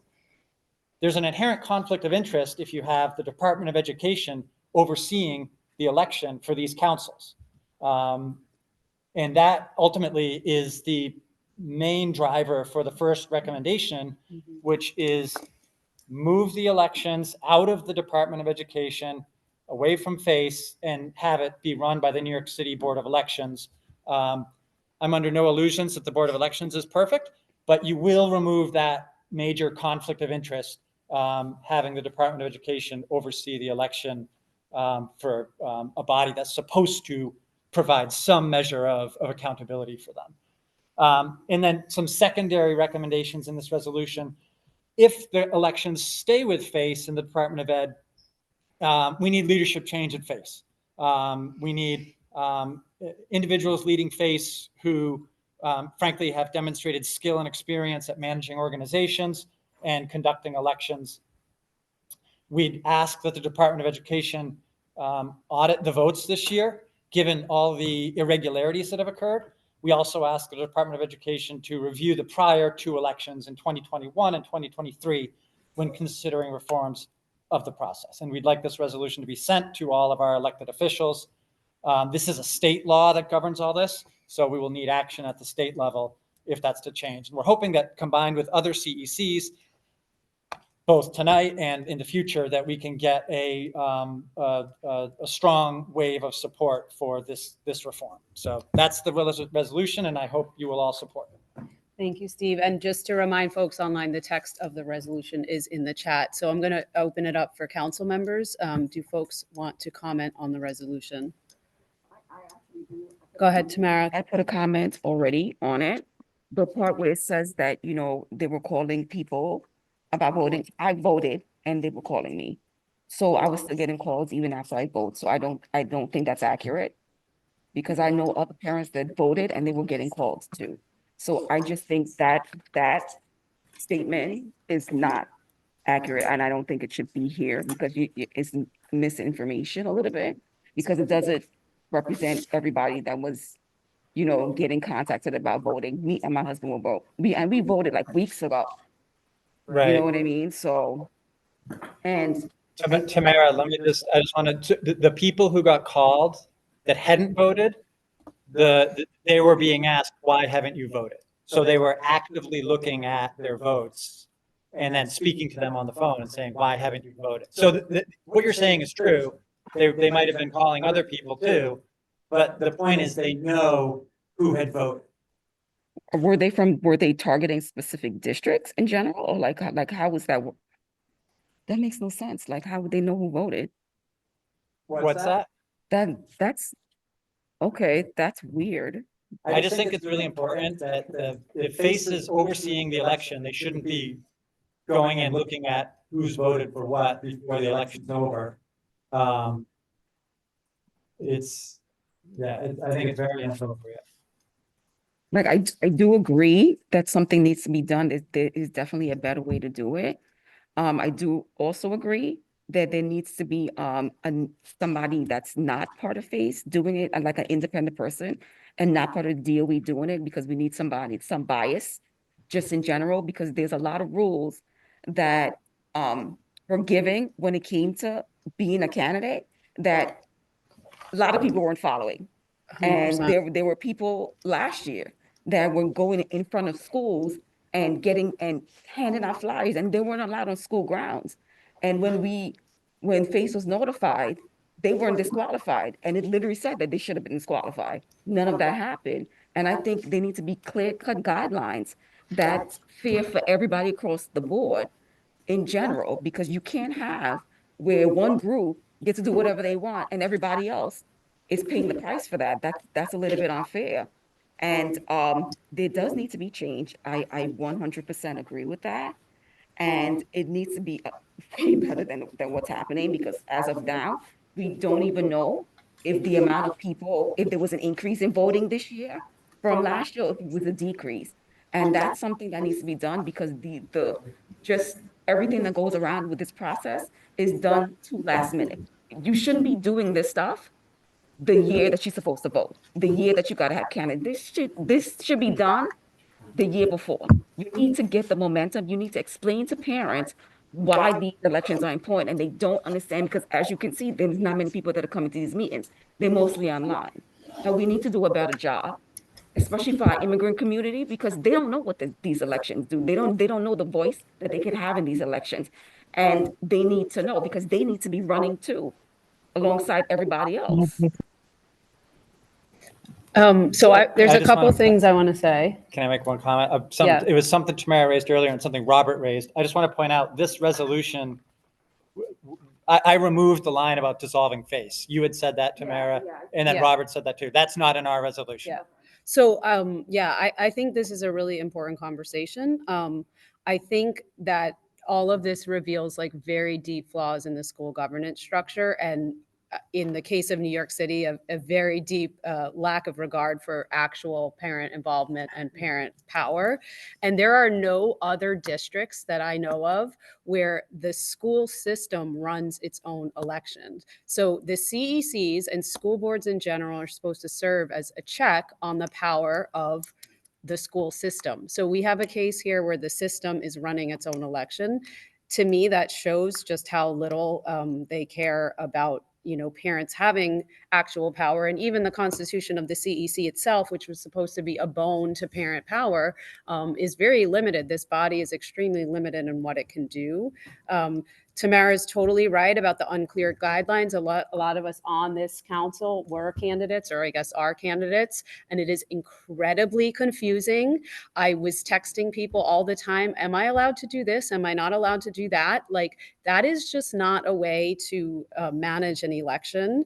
And so, yeah, I think it's really important. And to Tamara's point, also just in terms of having more parents participate, seeing these as an important elections, all of that, it should be part of municipal elections. There is no world in which the DOE should be running the elections for the school board. That's supposed to provide oversight on what they're doing. So I definitely support this, and I hope that we send a message to the DOE that this has to be done better in the future.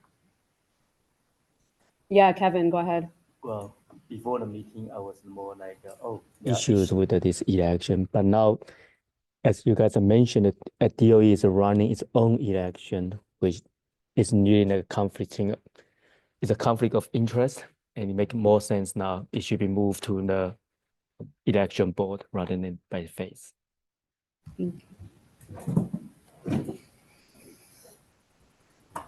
Yeah, go ahead.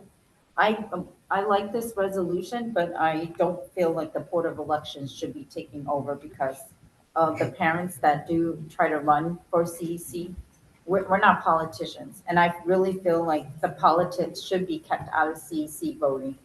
And I don't like face arbitrarily disqualifying people that they don't like, or you know, they feel like, oh, they're more liberal or they're more conservative. I feel like we should just keep face, but try to make them so that they'll be able to like be a separate branch of the DOE without listening to them. So we'll have more parental like involvement, because the parents that do it, we do it because we really believe in the work we do. Thanks. Any other comments on the resolution or motion to vote then? I'll make a motion to vote. Second. Okay, so then what do we do next? Great, so we are going to take a vote.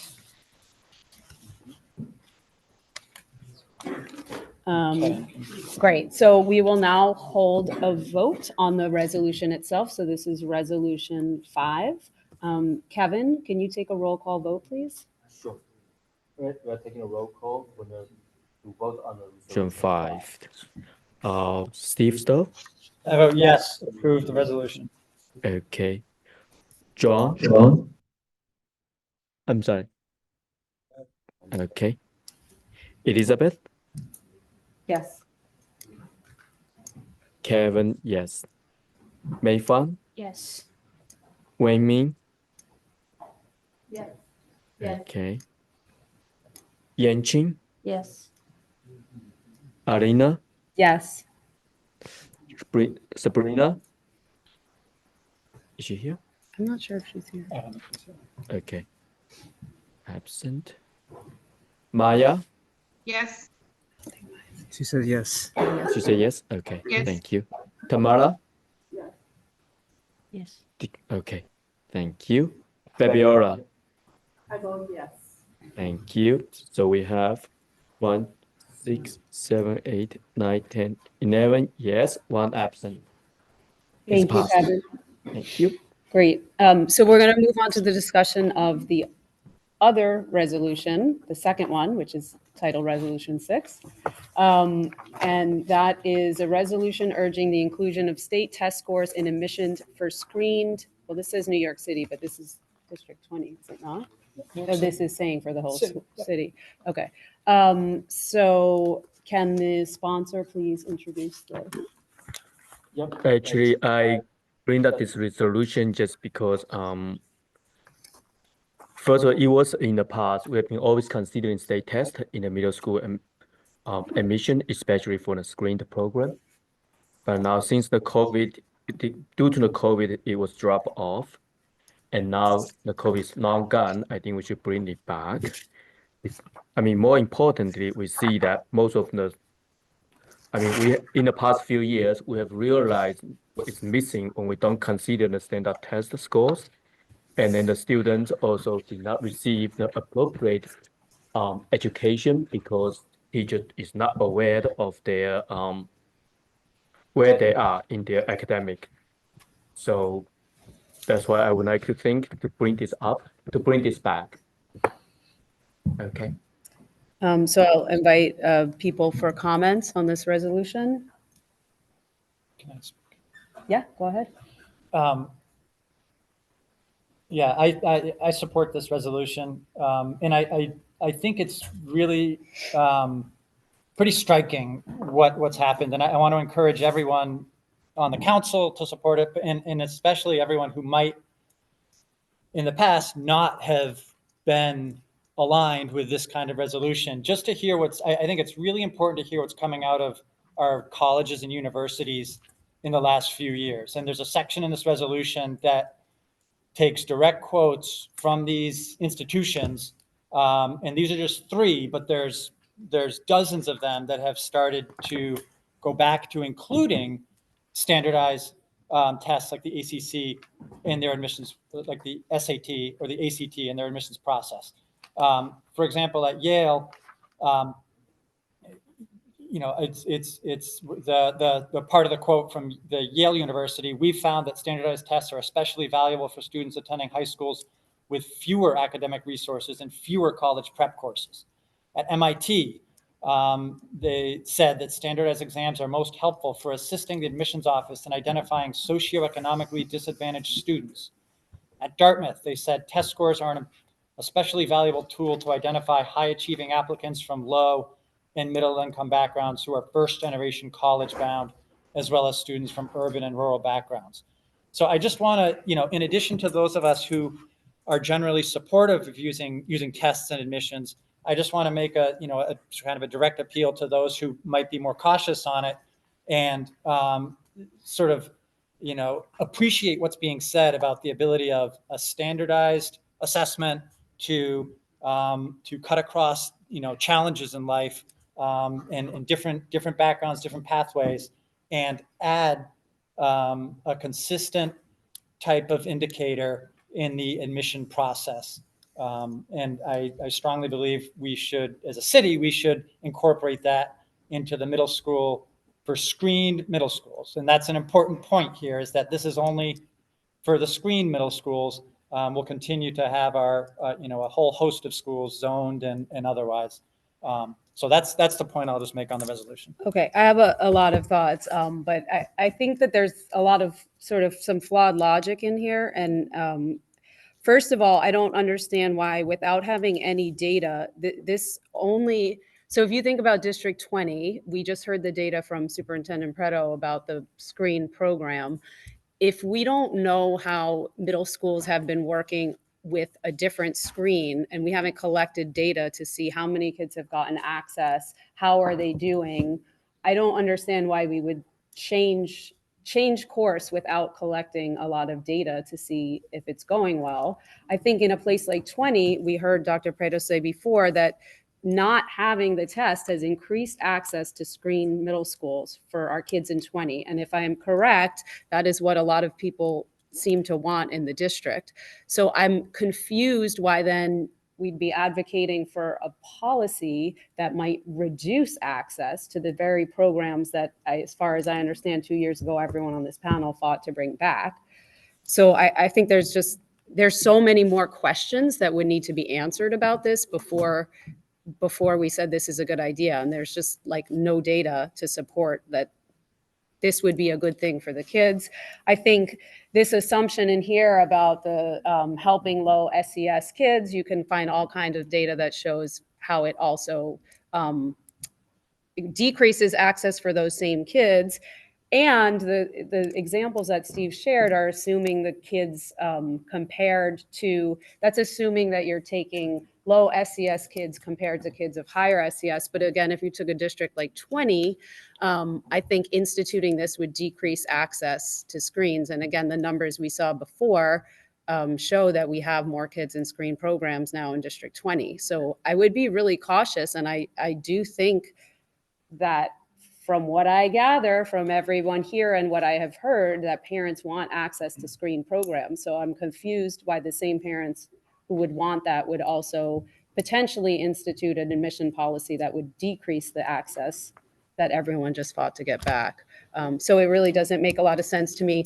It also needs a lot more data. I also would urge all of us to say, why don't we collect that data? We do not need to vote on that right now. We could take some time and look and see how this acceptance is going without the test before we make any changes to something that may not be a problem in the first place. So that's what I think.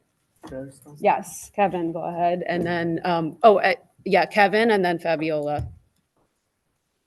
Okay, first of all, I do not think we are suggesting to decrease the access to the screen program.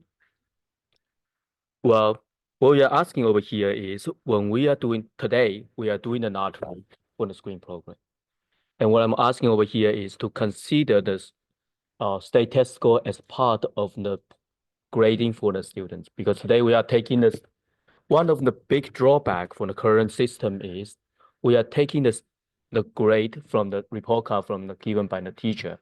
And we see that there is two problems over there. One is each school, each teacher let's say the 90 they gave out to a students. That means very different among the different school and different teachers. And it's very subjective, and there's no way to say if the 90 is means the same thing. And the second thing is, just one second, I kind of forgot. I should have made notes before. Oh,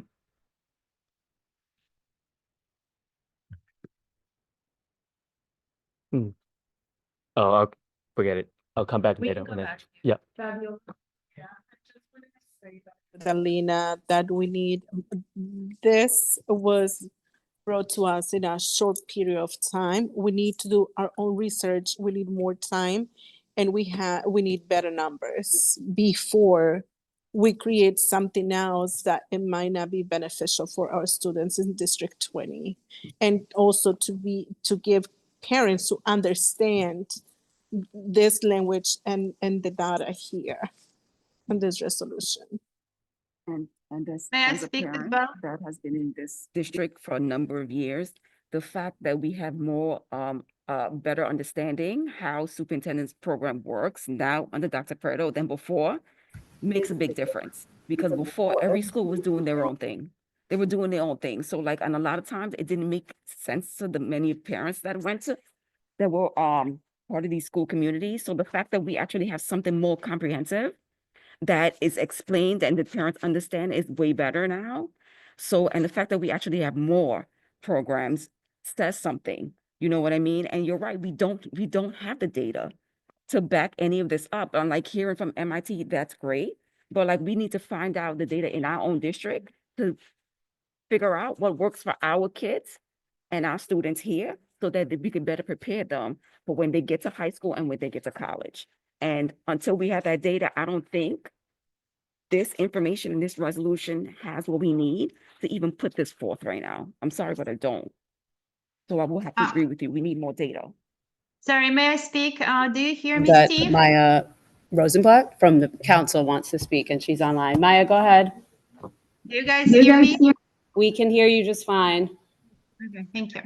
So, Tamara, you mentioned preparing children for school, for college and high school. I have a college graduate, and I have a high schooler in my family. So not having standardized testing, and you should understand, if the standardized testing is one of the requirements, I'm not saying it, as Kevin mentioned, it could be part of the formula as it was before pandemic and all the, stuff that happened to us during these years. So if it, at least part of the formula, it will prompt parents not to opt children out of the standardized testing. It's optional. A lot of parents, if it's not required, they will opt out of standardized testing. They will not have their children take tests, because why? Why would you bother? Why would you prepare if it's not required? So if we do not teach children standardized testing early, if we're not introducing them, they will suffer greatly in high school and more in college. I see that New York kids who are subject to standardized testing are doing better in college. They're doing better in other multiple choice situations. They're more stress. I see Tamara is disagreeing. They're less prompt to have stress when they are tested. So I do not see it as an evil. Also, we have a situation of grade inflation in New York, and the data is all over the media, and it's well known, and it was actually apparent during the high school admission times when everyone is in 90s, everyone is an A student, and how come how do we make decisions for the high school admission? So it was a problem that was noted on all the levels. So I would like to support the resolution as a great chance for kids to learn the standardized testing early on, and also to avoid situation when one school is generous grader and the other school is not as generous, and also when uh, because of the great inflation, the level of participants of the screen programs are going down, and then we're talking about kids not being able to do geometry because they're too stressed. Well, maybe we should be more careful in accepting them to the programs. And to your point, Alina, the number of seats are not changing. If the screening is more rigorous, there are just more qualified students who are going to be accepted to the programs. So the access is not changing. It's just the criteria is better. So kids are on the same level. They are, more capable, and the level is more even. So the teachers can be more rigorous with the programs. Thank you. Thank you, Maya. Is there someone from the council who has not spoken yet that wants to speak? Yeah, go ahead. I just want to support the solutions because right now, for this one, most of the people for the use in the school or sports, I think, but it's unfair because they use the literally. For my older kids, I just have same situation. She's got a bad luck, that doesn't do in the screen, and then whole 6 years she was depressed because she's learning nothing. She said she was sleeping whole year, but she still got a principal certificate from the good students. And then I think about to add in this state test on it, it's just not bad because it's just adding some like as a supplement for adding less student have more stuff adding and not just in the school scores and make a more equal processing. So that's what I think. So I like to support this solution. Thank you. Elizabeth, did you want to speak? Yeah, I just feel like it's just another tool for the admissions for the school. I mean, it's not saying because like a lot of students were complaining about like the lottery numbers, like people, their lottery numbers will be higher and they will get in, or they'll have a bad lottery and they can't get in even though their grades are good. So I just feel like just adding the standardized test will be just another option to just let the school see how a student is more balanced. And it also tells us, is the students meeting the standards? Are they able to keep up with the coursework in such a harder school? And, we don't want to go back to like where colleges have to give their students remedial courses before they could, get into a very harder learning. So I'm just saying, I believe that we should add the standardized testing just as another tool, another addition to supplement admission process of who you choose. Go ahead. That for me personally, and I'm talking in behalf of my kid too, I'm not saying that I oppose, right? Because I'm talking about my son who got good grades and not got into the school he wants, right? But he's doing great when it comes to the state tests. We're talking about great grades. I'm not saying it's bad. And as a proud auntie of two, graduates of these two schools that is mentioned, I'm just saying that we need better numbers. We need more research. I just want to clarify and people to understand, because Maya may, make some comments. I'm not opposing. I'm not saying this is not a good tool. I'm just saying that we need more research and more time. Yeah, I mean, I would just reiterate, this seems to be like a solution looking for a problem. Like the screen process changed. If we have not yet looked at the data that says how everyone's talking about kids not being prepared, we don't know anything. We don't know how kids are doing in the screen programs.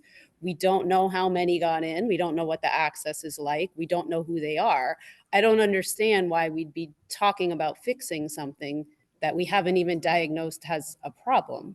So the logic behind this just does not make sense to me.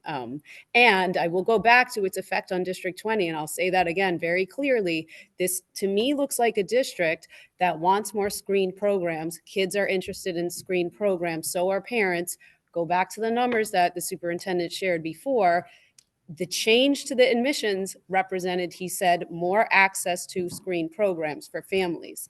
So I would want everyone on here to be aware that this could lead to less access to programs, and that does not seem to be in the interest of the community. May I speak? Alina, I'm a little bit Oh, she confused. hasn't gone. Go ahead, Nicole. Sorry, Alina, when you said less access, I mean, the number of seats are not changing. When you say less access, heard you say it's gonna it's be, not what do you mean by that? solution. So because in my past 2 years, I heard that so many parents say net is like a gamble, you know, because if the kids have the we like a good student, but they say they have the bias. Some teacher have their bias. So some kids maybe have really good and exam a good grade, but Yes. some teacher have bias and give them bad grade. It's some of one of parents was mentioned to me, how can I do for this? Yes. Can I change class or can I change Yes. teacher? Yes. I don't know. I think you have to talk to school. Yes. Right, So, but, yes. That is not means that they are to support this thing. It's about the kids. They have to go up the environment, and then just add this one to it be fire. It be like. Oh, can I speak Mandarin? I'm totally. Yeah, and then Okay. someone could translate. Karen can translate for me. But okay. OK， so 为什么我支持这个议案？因为我觉得这是对学生的一个心理非常好的一个建设，因为它是一个处在一个公平性，而且是多元化的就是入学的这个评价的一个工具，它可以让学校的更精准、更公平的去取决这个决案的。对。 He said it's basically a more fair and more subjective way to assess the students. So the student school can better help students in that case. Yeah，所以说学生不是说他成绩很好，不是说又要去抽签，然后抽签如果他的安排的那个抽签号不好，那他怎么样去可以进入他理想的学校呢？如果他成绩很好的话，请问他一下。 So the question over here is lottery itself is not a reasonable way because the students who has a good on study they should be able to take more accelerated courses. And it's the lottery basically it's like a gambling and dismissed the students' need. 那我们这个solution提案就是说，呼吁教育局，他把这个筛选初中这个恢复进来，去评估这个小孩子去上什么样考什么样的。我觉得不是一个数据可以支持的，是要看学生他的成绩方面，还有看他这个方面各个方面的，不是说要用一个数据去支持他怎么样子。我觉得。 So this is like a basically restate what we did before, and it is right to assess the students from different perspective, but this does not, to assess student from different perspective, it does not require the more data to say what's the outcome of that. 我觉得让这个学生，我们20的学生得到一个更公平、更让家长更有说服力的一个solution，我支持这个议案。 So it's basically to make the admission process more trustful to the parents. So that's why she's supporting it. Thank you. Thanks, Kevin. I want to make a motion Yeah. to vote on the resolution. So Kevin, can you do a roll call vote then? And just to be clear, Elena, are we voting? And if I'm making a motion to stop the debate, or we can go right to a motion to vote on the resolution. Oh, I'm sorry. What did you just say? I mean, Maybe I misunderstood. I'd like to make a motion to vote on the resolution right away. Right, and but then if- somebody. And if you somebody- guys are, if no one's I'm sorry, playing- can I just ask if there's any possibility of there being a, Well, didn't somebody already second? Doesn't that mean we have to? Yeah. I guess I'm confused about how that Yeah, part goes. there's a distinction between like ending debate and holding a vote and then holding the vote itself, but Okay. it's- I'm sorry, can I ask a question? I thought you just did both of those. yeah, you can do, it's a little tough sometimes. I just want to give you guys a chance if you guys wanted to. Can you hear continue. me? Am I able to ask a question? Someone always has a question, but it's like a public member. You want to I'm listen? sorry, can you hear me? I just wanted to know, is it unorthodox to postpone a resolution Hold a such vote as on- this? so I'm proposing holding a vote on the resolution. Is there a second? Okay, second. Okay, so Kevin, can you do the roll call vote then? Yep. Okay, we are taking a roll on I guess not. number 6. Steve Stubb, I vote yes. John, Elizabeth, Yes. Kevin, yes. Mei Fang, Yes. Wei Min, Yes. Yan Qing, Yes. Alina, No. Sabrina. She's not here. Maya, Yes. Tamara, No. Fabiola. No. Okay, so we have 6, 7, 8 yes, 3 no's, 1 absent. Thank you, Kevin. Thank you. So that concludes the resolutions. We're just going to move to the approval of minutes from the previous calendar meeting. So we're now going to approve the minutes from our April calendar meeting. Kevin has already shared those with us, I believe. So can the council just quickly review them? Yeah, great. So we don't need to spend too much time on this. Any changes to the minutes? Over there, changes to the minutes?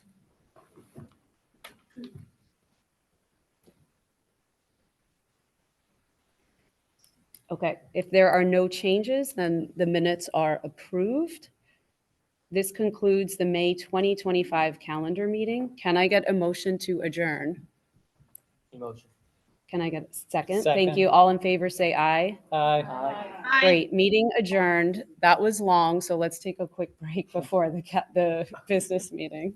Thank you all so much. Thank you, everybody, for staying so late. Have a good night. Get home safely. Stay dry.